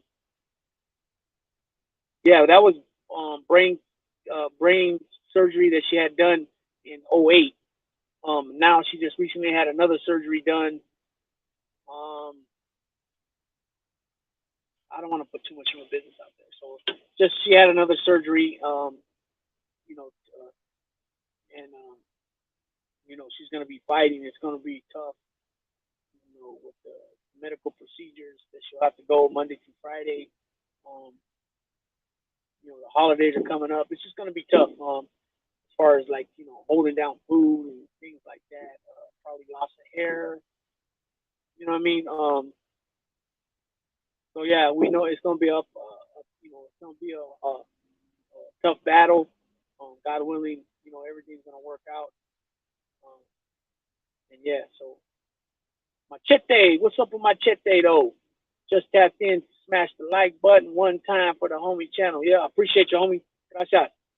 Yeah, prayers for would be highly appreciated. And there's power. I'm a firm believer in power and prayer. know what I mean? I grew up in the church, grew up going to church. And I definitely believe that. You know what I mean? San Jonero. What's up, San Jonero? Yeah, prayers. Gracias. I appreciate it, everybody.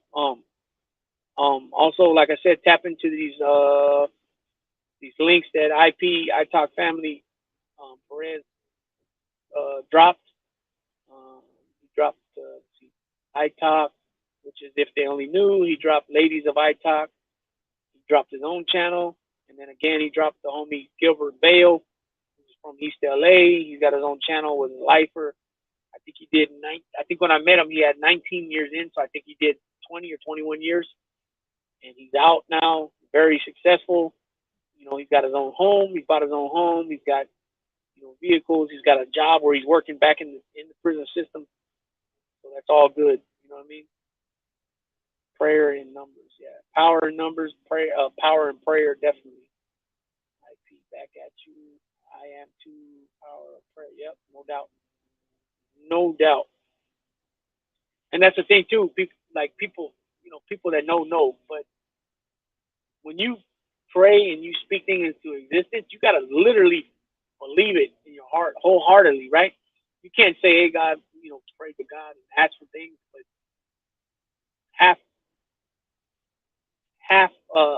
half arse it, right? You know, you can't half step about things. You got to really believe it when you ask. You know, you ask God for the strength, or ask God to, you know, uh, lay His hands of protection over somebody, or hedge of protection over somebody, or ask for a speedy recovery. You know, in the time of sickness, or you know, and things like that. But you got to believe it. You can't just say it. There's more to it than just saying it. You know what I'm saying? Wesley Mitchell, what up, Wesley Mitchell? Texas, and I think Wesley's from Texas, right? I believe so. So is PX Royal Flowers.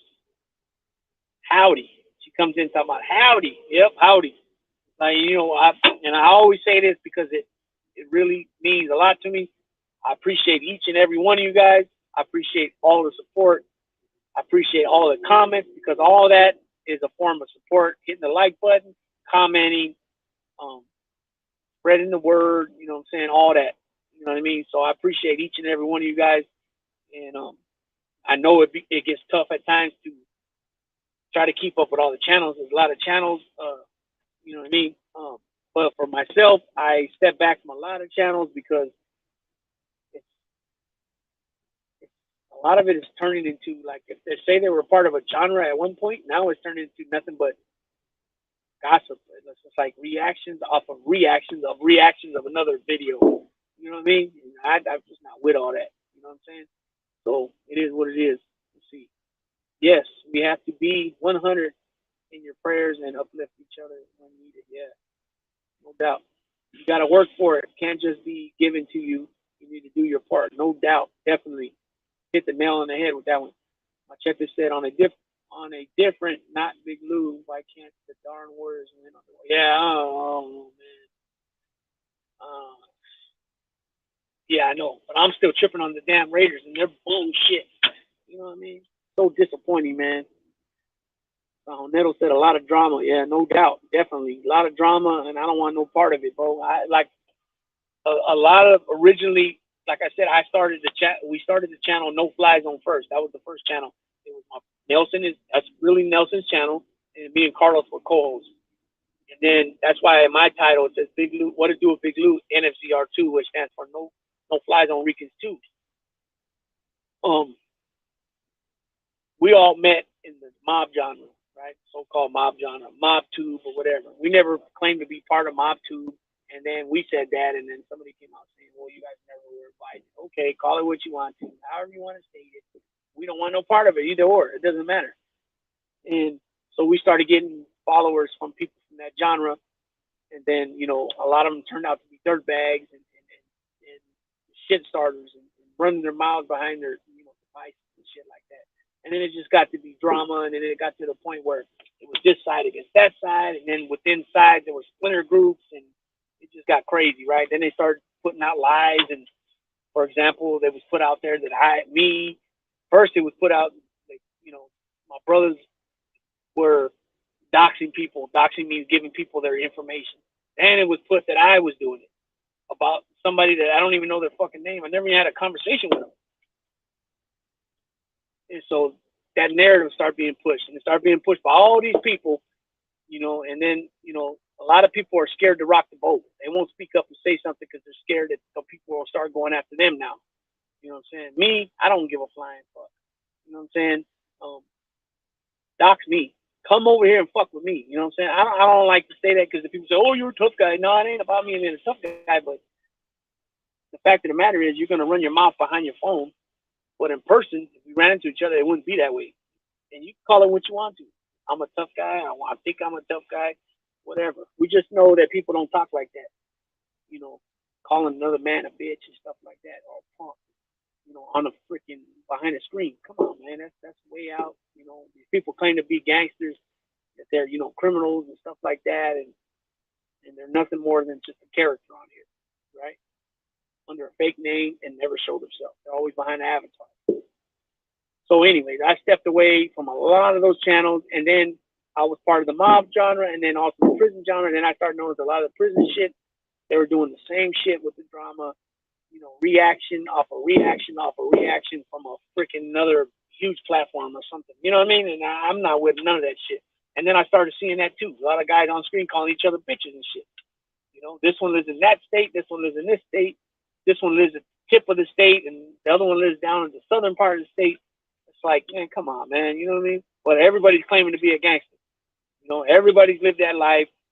We all know that you don't call a man that, a punk or a bitch, because it's fighting words, right? Not only that, it could escalate the worst. But if you're gonna call somebody that, give them action at getting at you to prove to you, no, I'm not a bitch, because you take that, boom, or whatever. You know what I mean? It's just way out to me. I don't get down like that. I don't get down like that. You know what I mean? So yeah, there's a no fly zone app. Excuse me, not app. No fly zone link. If you guys haven't already, go over there. That's my other channel it's Nelson's channel, but me and Carlos are part of it. We haven't been on in a while because the drama got out of hand for a while. We're letting things settle, letting things fall into place, and like predicted amongst ourselves when we talk, things are coming to fruition like predicted. You know what I'm saying? Everybody started turning on each other in that genre. We didn't want no part of it. We seen certain things happening, and we stepped away from it. And so, in the meantime, Nelson's been very busy with different things, going on. Carlos has been busy with certain things too, with work, personal life. At times, I'm busy with work and personal life. So I just took like a 5-6 day break. I dropped a couple shorts, but no videos. So I'm starting to catch up this week again. But we will at some point be going back on and dropping some videos there on No Fly Zone.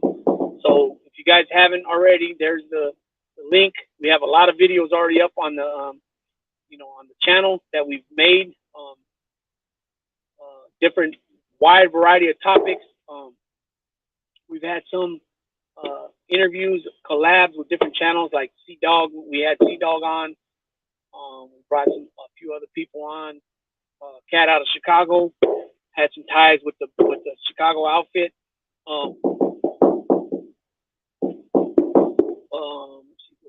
We had a few guests on there. We got some good videos on there. We got Tom LaVecchia from New Theory. His channel is called Armchair NBA, and he also has another channel called Mob Chronicles. I think it's Mob Chronicles. He's out of New Jersey. Another good dude. He's not a criminal. He never was a criminal. He's a straight up dude, college graduate. He has his MBA. Owns a few businesses. He has his own magazine. He's had some good interviews on there. He's had Sammy the Bull on there, Sammy the Bull's daughter on there. He's had Michael Francis on there.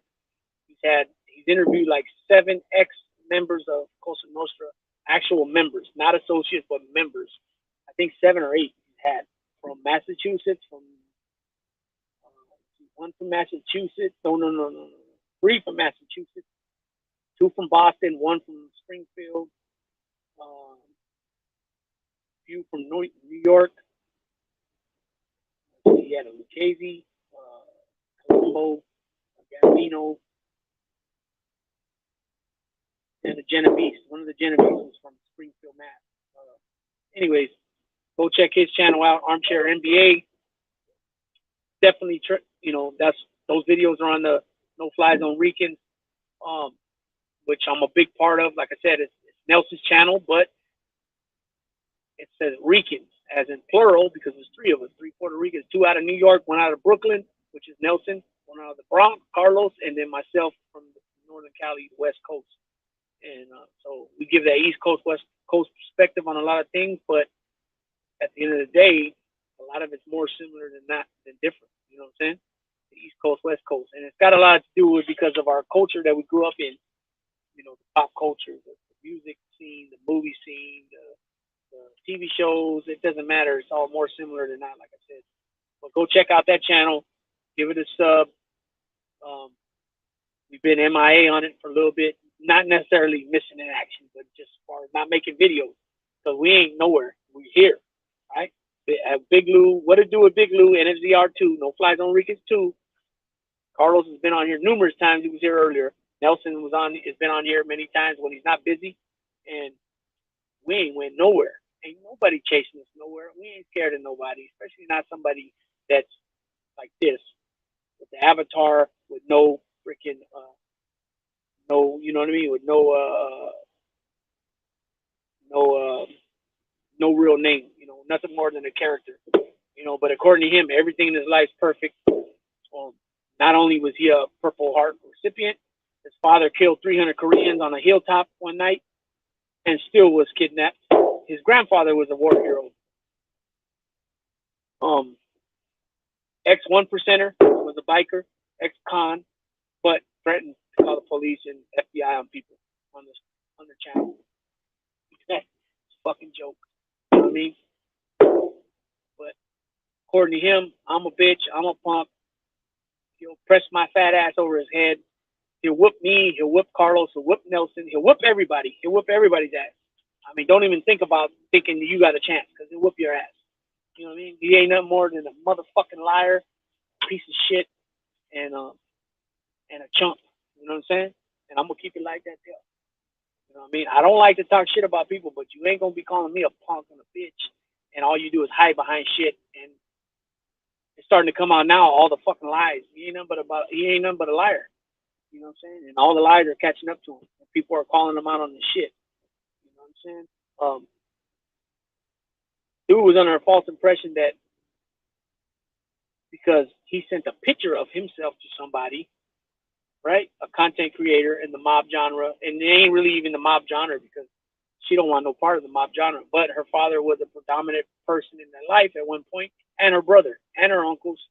I'm not gonna say the name. If you know, you know. If you don't know, you don't know. I'm not into dropping names. You know what I'm saying? I don't do that. But this bozo was under the impression because he sent a picture to her, supposedly. Not supposedly. He sent the picture. What I meant by supposedly is it really him or not? You know, how do you really know? It's just like me. You know, you don't see my face, but I sent a picture to somebody and I say, this is me. But how do you really know if you don't know who I am? So that was enough for him to say, oh, we're friends. And the lady said, we're not friends. I mean, I just know you from this. We're not friends. I never even had a conversation with you other than on the YouTube. You know, I don't even know you like that. And that butt hurted his ass like a motherfucker. You know what I mean? It's crazy, man. And a lot of this stuff all started because over wrenches.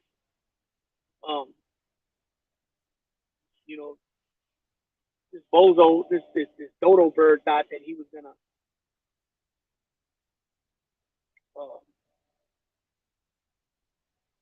you know, basically like what I said earlier about what I expect of my wrenches. You know, I say people can come on here, they can give their opinions, they can give some constructive criticism, but don't attack nobody personally. For whatever reason, and that was the same thing we put out on the no-fly zone. But for whatever reason, this dude thought he was just going to do what he wanted. Because he had a wrench, he was just going to block whoever he wanted. If there was somebody that he didn't like personally, he was going to block them. No matter what the content creator or the owner of that channel said. And he started doing this on a few different channels. And then the content creator would say, no, don't block those people. I like those people. Da, da, da. But no, this dude, because he didn't like him, he was still going to keep blocking him.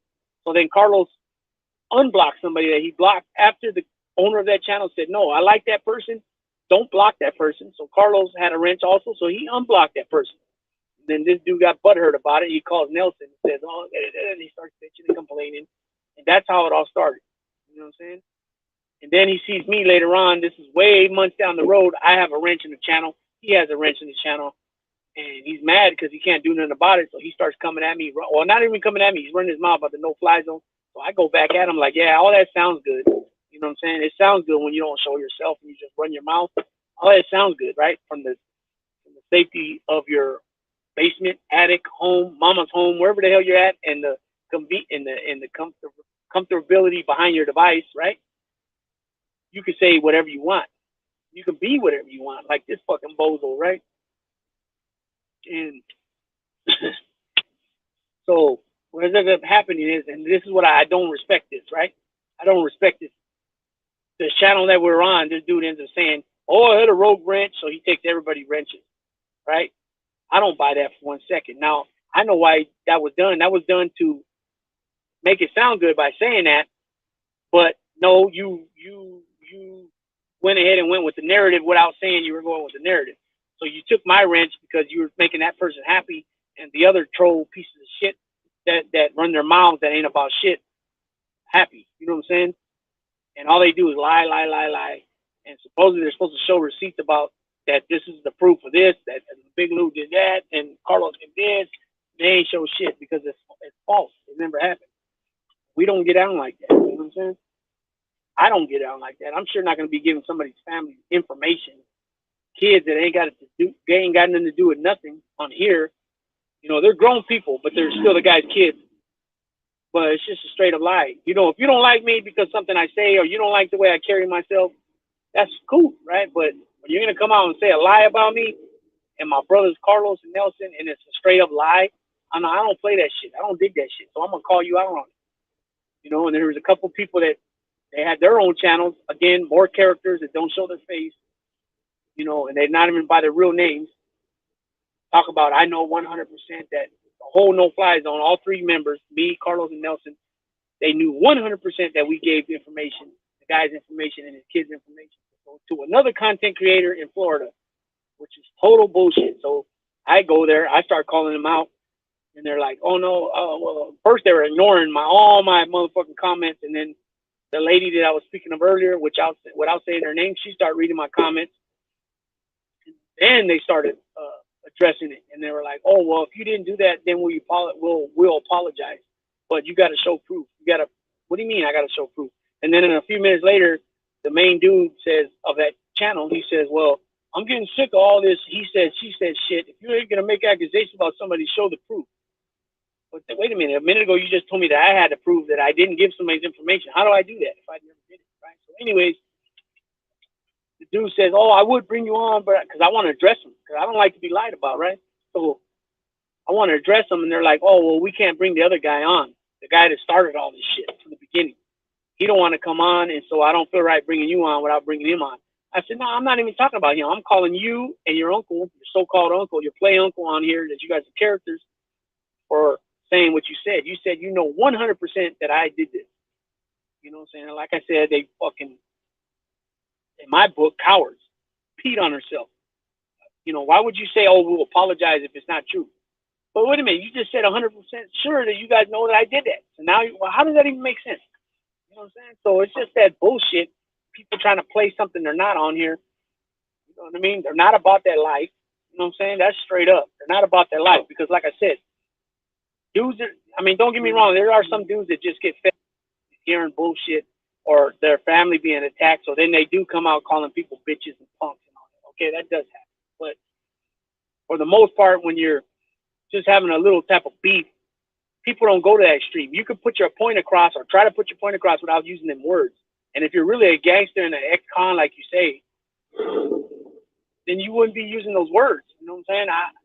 Not in my book. You know what I'm saying? And I don't do it. So, you know, because like I said, if you're going to call somebody those names, you're not giving them chances to get at you. You know what I'm saying? You're going to call me those names. You're not letting me get at you to show you that's not what I am. You know what I mean? It's just, I don't know. I hope, I mean, I don't even hope. If you guys get me, you get me. If you don't, you don't. You know what I'm saying?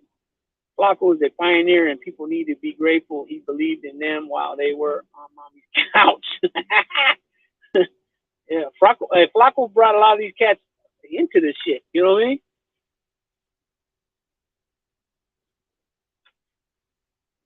Gunner supposedly had his grandfather pass away, and instead of consoling his family, he was on YouTube trying to kick Flacco back in. To kick Flacco back in, he needs to realize Flacco made him do yesterday. Yeah. Well, I mean that's a good point there. Like I said, Flacco brought on a lot of these guys. You know what I mean? Rojo, he brought Rojo into it. He got Rojo into coming on. Um, Toko, he brought Toko on. He brought Chango on. He brought Gunner on. There's a lot more. You know what I mean? But I really don't look at it, that way. I just sit back and watch what I see, and sometimes it makes me change my point of view on things as far as first people. But for the most part, like I said, when I made that sundown video, I didn't make it to like combat what Gunner and Dubs were saying. It's just my personal opinion and my perspective on the man Sundown, aka Two Hats, right? I know the man personally, you know what I'm saying? So it's a different relationship. I don't even know if Sundown ever even met Gunner in person. I don't know. I know Flacco has and Rojo has because I've been there with him. If you guys watch that first interview where Rojo's sitting down with Sundown, I happened to come walking up. I just got off work and I stopped over there. You know what I mean? Oakland Latino United, man. What's up? Cubo tapping in. Yep. Oakland United Latino knows some of my primos from Oakland. He knows my primo Mota. I don't know if did you know my cousin Paya, Greg Silva? He passed away. R.I.P. Paya. I don't know. Do you know my cousin Bubba Lowe? Bubba Lowe's is currently doing like 31 years. He's got like 17 in right now. He's got a little bit to go. That's my first cousin. My dad, his dad are brothers. We have the same last name. Payaso is my dad's brother's son. He's not his blood son, but he raised him. And then Mota is my cousin on my mother's side. So Paya and Bubba are my cousins on my dad's side. Mota is my primo on my mom's side. So all my family's from Oakland, Hayward, Decoto. I have a couple cousins from San Leandro. One family of primos from San Lorenzo. But majority of my primos are from Decoto, Oakland, Hayward. I have a few cousins in Fremont, and I have a cousin or two in Newark. From Newark. Are you from the Bay? Yeah. So originally I'm born in the Bay, and then we moved to the Valley, 209 area. I ripped shit to bits like a pit bull terrier. And then my pop still lived out there, so I would go out there in the weekends. But I still had strong ties to the Bay because I have a lot of family from the Bay. You know what I mean? I know Mota. The other two sounds familiar. The names. Also, yeah, the names probably sound familiar because the Silvas, you got Greg Silva with Payaso, but then you have Gilly Silva as his cousin. What's the other little youngster's name? Oreo, I think it is. Oreo. And there's some Silvas also from Hayward. Little Waney. He killed their grandmother, so he's known for that. And then Bubba Lokes is Robert Romero, which is my last name as well. So yeah, I know you ran into my primo Mota. Mota lives here in Tracy as well. My primo Mota. If you go to my, no, actually it's not even up no more. Oh yeah, my shorts. In my shorts, I put a picture of Mota when he was in the movie The Principal, which is my primo. And then also my other primo from Decoto, Jimmy Narvez, R.I.P. primo. He was in Blood and Blood Out, and he's in you'll see a post on my shorts with Miklo, Magic, and Carlos from Blood and Blood Out, and my cousin is also in the picture. Another cousin, right? And that day Mota was there as well, and Guimaz when they did that movie as well. Because he had sent me some pictures from the movie. But yeah, oh yeah, what I was saying was Oakland Latino United. You had ran into my primo Mota when I think he had a booth up at the car show in Oakland a couple years back, right? I think he bought a T-shirt from him or something. So he's doing that scene with the T-shirts and he's got different deals, masks. He got all kinds of different masks, football teams, baseball teams, Puerto Rican flag one. I got some that I got from him. He has a bunch of different T-shirts. He does like personalized dominoes and different little keychains, and he got all kinds of little things going on top of his job. The principal had all the homies from 38, 36, and 44. Yep, exactly. That Surge was in it. Who else was in that movie? Puppet. There was a few cats in there, but yeah, Mota was in it definitely. So was Big Surge.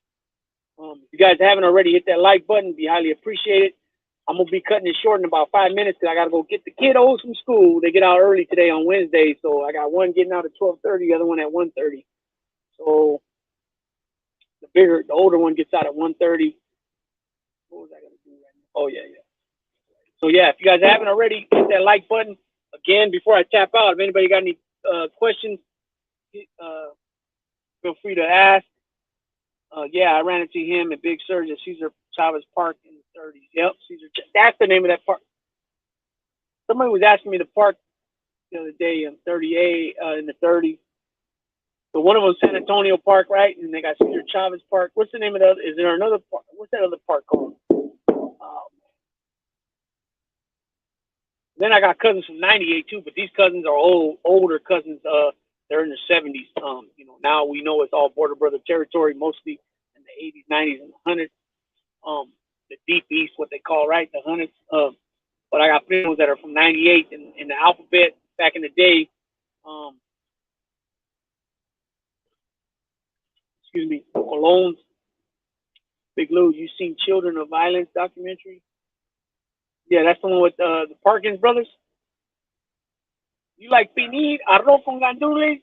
Come on, brother. Yo soy boricua, man. Ya tú sabes, no? Yeah. Shoot me, though. My favorite is always rice and arroz con gandules and arroz con habichuelas, rice and beans. I can eat that all day. When I was working at the restaurant, I was working at a Puerto Rican restaurant. They weren't family blood to me, but they had 3 uncles that were married to 2 of my grandma's sisters, and one was my grandma's oldest niece. And so we had the same cousins. So we had cousins that would come to the restaurant that were my cousins, my mom's cousins, and also their cousins. But every day I would have them make me something, and then my side I'd have rice and beans. And they were like, "Damn, again rice and beans." I said, "I can eat rice and beans every day, all day long. Me encanta. Ya tú sabes, rice and beans, baby. You know what I mean? That's our soul food. You know what I'm saying? Rice and beans. Excuse me. De la Cruz Park. Okay, San Antonio Park, Cesar Chavez Park, aka 38 Park. Yeah. Okay, yeah. Sanborn Park. There you go. That was the other one. Sanborn. Okay, now it's called De la Cruz Park. Oh, okay. Totones. Oye, totones. Yep. Carne guisado, lechon con guineo. But shoot me some empanadillas. I like a lot. I like bacalaíto, mofongo. Pasteles, I ain't really too. I'm not. That's strange too for Puerto Rican to say that. Pasteles, I don't dig them. I do dig them if they're more potato than el guineo, the banana, right? Some people they use more banana and just a little bit of potato when they make the AKA masa, like in the tamales. But I like it more potato than banana, than guineo, right? Morcilla, I don't like that. Morcilla, I don't do that. That's the blood sausage. I don't mess with that. What about fried plátano? Yeah, guineo frito, papa relleno. Yeah, so those basically, give me a little chuleta con arroz blanco. Ya tú sabes, you know what I mean? So, and then, what was that one? Okay. Oh, geez, my mind went blank right now. My bad.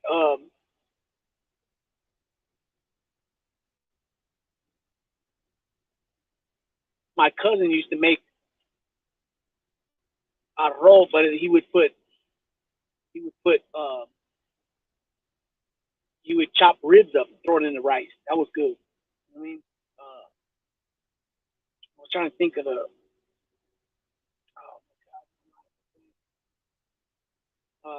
acapuria. Um,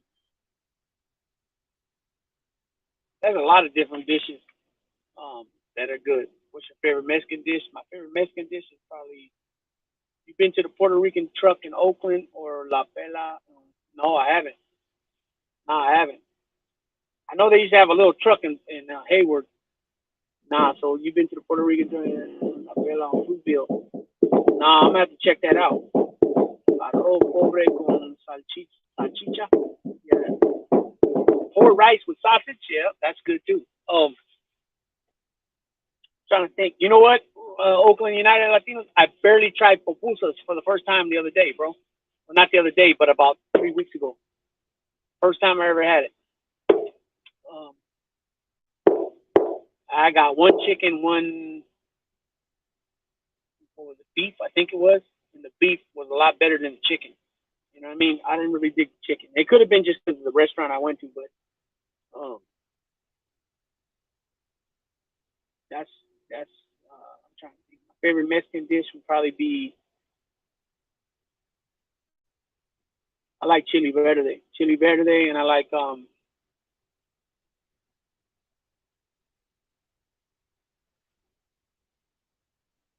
I like enchiladas. I like tacos, burritos, obviously. Um, chili colorado and chili verde. I think those are my favorites. They got a few Boricua spots in the Bay Area. Yeah, well, they had that one in Manteca. Like I said, it was called Mamas and Tapas, and it was really not. It wasn't named like Puerto Rican restaurant, but like I said, we were Puerto Ricans there, and they had the rice and Puerto Rican rice and beans, and then they had, like I said, empanadillas, and then they also made they had some Jamaican type jerk stuff, and then they had the Cuban sandwich. That was pretty good. Cuban sandwich was damn good. I'm half Mexican. Yeah, I know. That's why I said. That's why I brought up the pupusas. I know you're half Salvadoreño. I met hella Boricuas from the town in Hayward growing up. Yeah, that's the thing. That's why I tell people, man, I got at this one dude about going on his channel, and then he's from the East Coast. And then I told him I was Puerto Rican, and I think for some reason he really didn't buy that I was a homie and stuff. I don't know why. You know, and I told him, I said, look, bro, the main motherfucker from the big organization here was Puerto Rican. I said, the name of the organization used to be something family Mexican. Our Mexican family. I'm going to say it in English. And he cut off the Mexican part because he was Puerto Rican. He had two brothers in it who were Puerto Rican. There was other Puerto Ricans from Hayward that were in it, like the Bocage. You had a little later, you had Lucho. You know, boxers have Puerto Rican, part Puerto Rican. You had Charlie O. You know, man, you had Julio Lugo, who got killed in Soledad. You had Manzanas, who's from New York, came over here. That was part of the Cheyenne hit. You know what I mean? So Puerto Rican's been putting it down in this here thing since damn near the beginning. Bro, I want to ask you, you ever hear of a lifer get out from a GP yard? As far as I know, only lifers. Yeah, yeah, I've heard of lifers getting out, but not gang member lifers, not guys that are gang members. Yeah, I've seen Puerto Rican dude. His name was his last name was Pagan. He got out, but he's another. You know, I seen yeah, I never seen North and South get out on the GPR. I never heard of it. I never heard of it. You know what I'm saying? Never heard of it. But I'm worried out the game, baby. See that? That's my jacket I got at the Fremont Fremont thing. Got the Warrior logo with the all the championships. The last one no one's got is 2015, so it doesn't have the last three. And it's a reversible jacket. I got my brand new Draymond jersey on, and my brand another. Well, it ain't a brand new hat. I had the hat like 2 years, but I keep my hats in good condition. So no lowdown. I never heard of it. Not gang members. I love Puerto Rican beans and rice. It hit different. So frito, Goya. How about it? Give me some Bustelo right now. Café Bustelo. Vaya, papa. You know what I mean? Feliz Navidad, Big Lou y familia. Mi respeto siempre. Te echo la bendición siempre. Igualmente a ti, Don Edwin y tu familia. Y también la Isla del Encanto, mi patria. ¿Tú sabes? Dog and Cooper Show. Is that your channel's that's your link? Anyways, whatever links are dropped here by the mods, feel free to tap into them. Solo Trucker, who's the next big Boricua star? Oh, hey, yeah, you know what? This is the Cholo Trucker. This is the one that boxed. This is the Cholo Trucker, right? Yeah, you're right. Yeah, bro, that's a big thing right there. Edgar, I don't know, man. He didn't look too good the last one. Xander looks okay. You got a couple. What's going on with the two twin brothers? What's their last name? Is it Morel? No, it's not Morel. What's his last name? I'm trying to think. I'm pushing more towards. I don't know, bro. I'm thinking that, oh boy, Edgar. You know, if he gets his act together, he can do some things. But that division, isn't he at super middleweight? Or is he? No. He's light heavyweight, isn't he? He's either super middleweight or light heavyweight, I believe, right? I don't know. I think I'm pushing towards Zayas. Let's see. Jingletown in the 30s and San Leandro Street used to have a lot of Boricua families. The Mission and SF did too. And Hayward, actually, Campo Ramos in the haystack was originally. Yeah. That's what it stands for. Campo Ramos stands for Camp Ramos. Also, Decoto has the Puma Hall, which is the Puerto Rican hall that all my family grew up, you know, having the dances and all that shit there. I got primos from A Street that they passed now, but they would be in their 70s. Santiago's, some Sandovals, and they're related to the big family. The Sandoval family that I got are related to the big Sandoval family there, but the Sandovals are Mexican because my cousin Richard and them are half Mexican, half Puerto Rican. But the Santiago's, my cousin Kenny, R.I.P. Kenny Santiago Sr., was middleweight champion in San Quentin back in sometime in the 70s. There's a lot of families that have been around. Oakland, Hayward for many years. Benji Pacheco. Man, there's a lot. There's a lot of families, bro. Yeah, Coquito's the rum and Coco. Yep.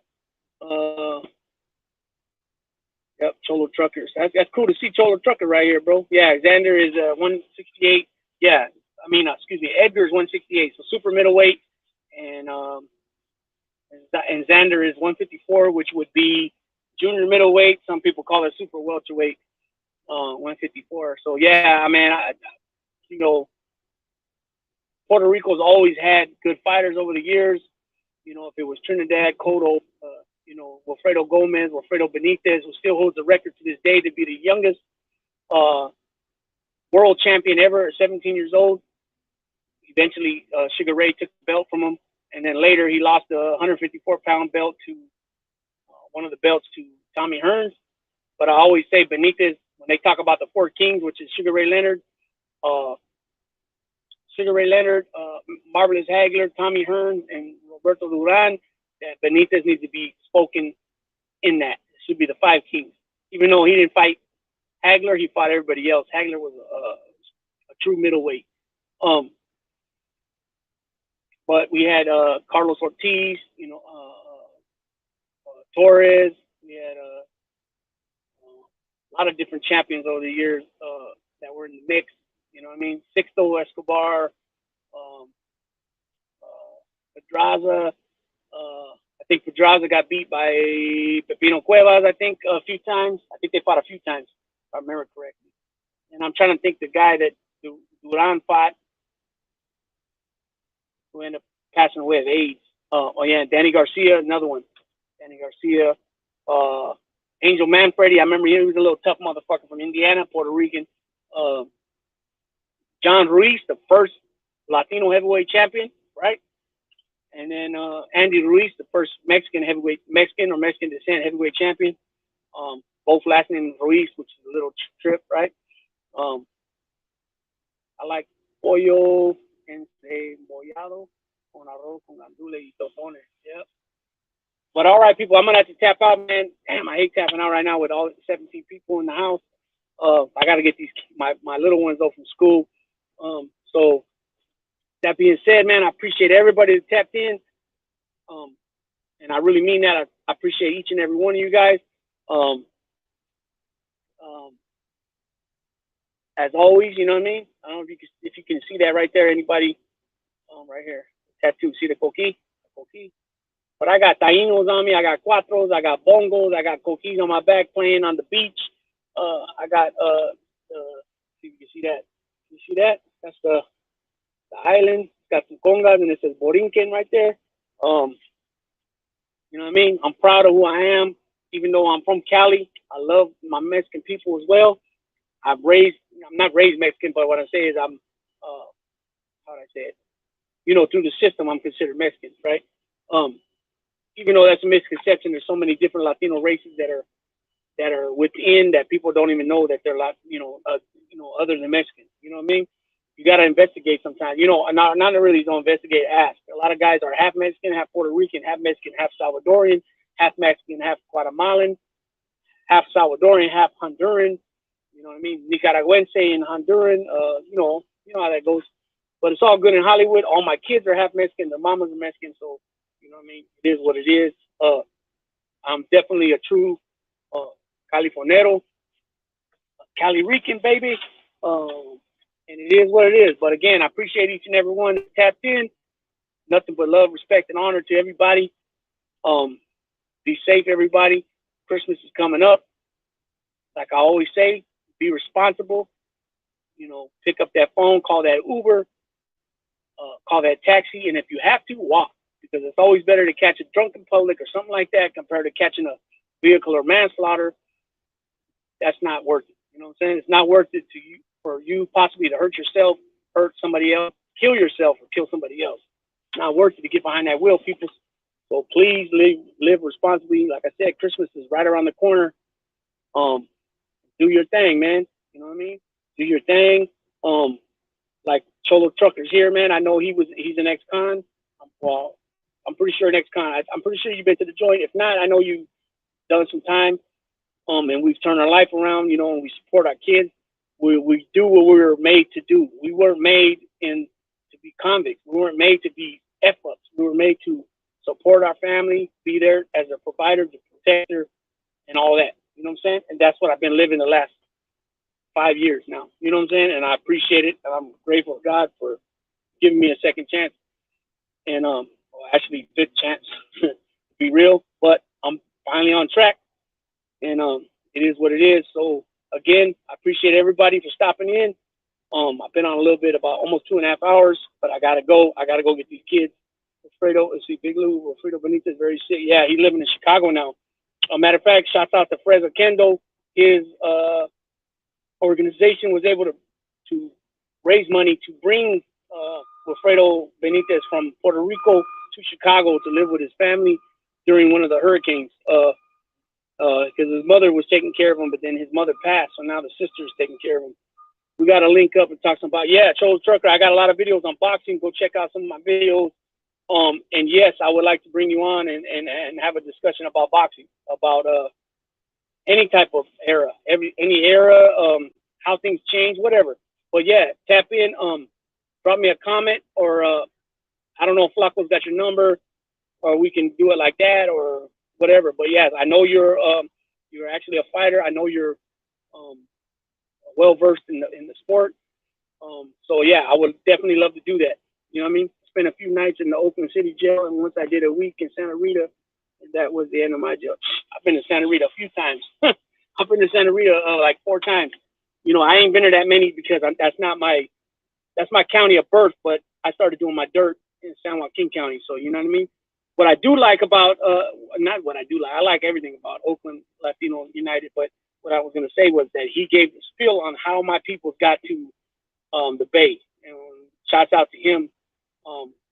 And I would like to bring you on and talk about that as well. You broke it all the way down to from going from Puerto Rico to Hawaii to working the sugarcane fields to coming to Alameda, Oakland, and so on and so forth.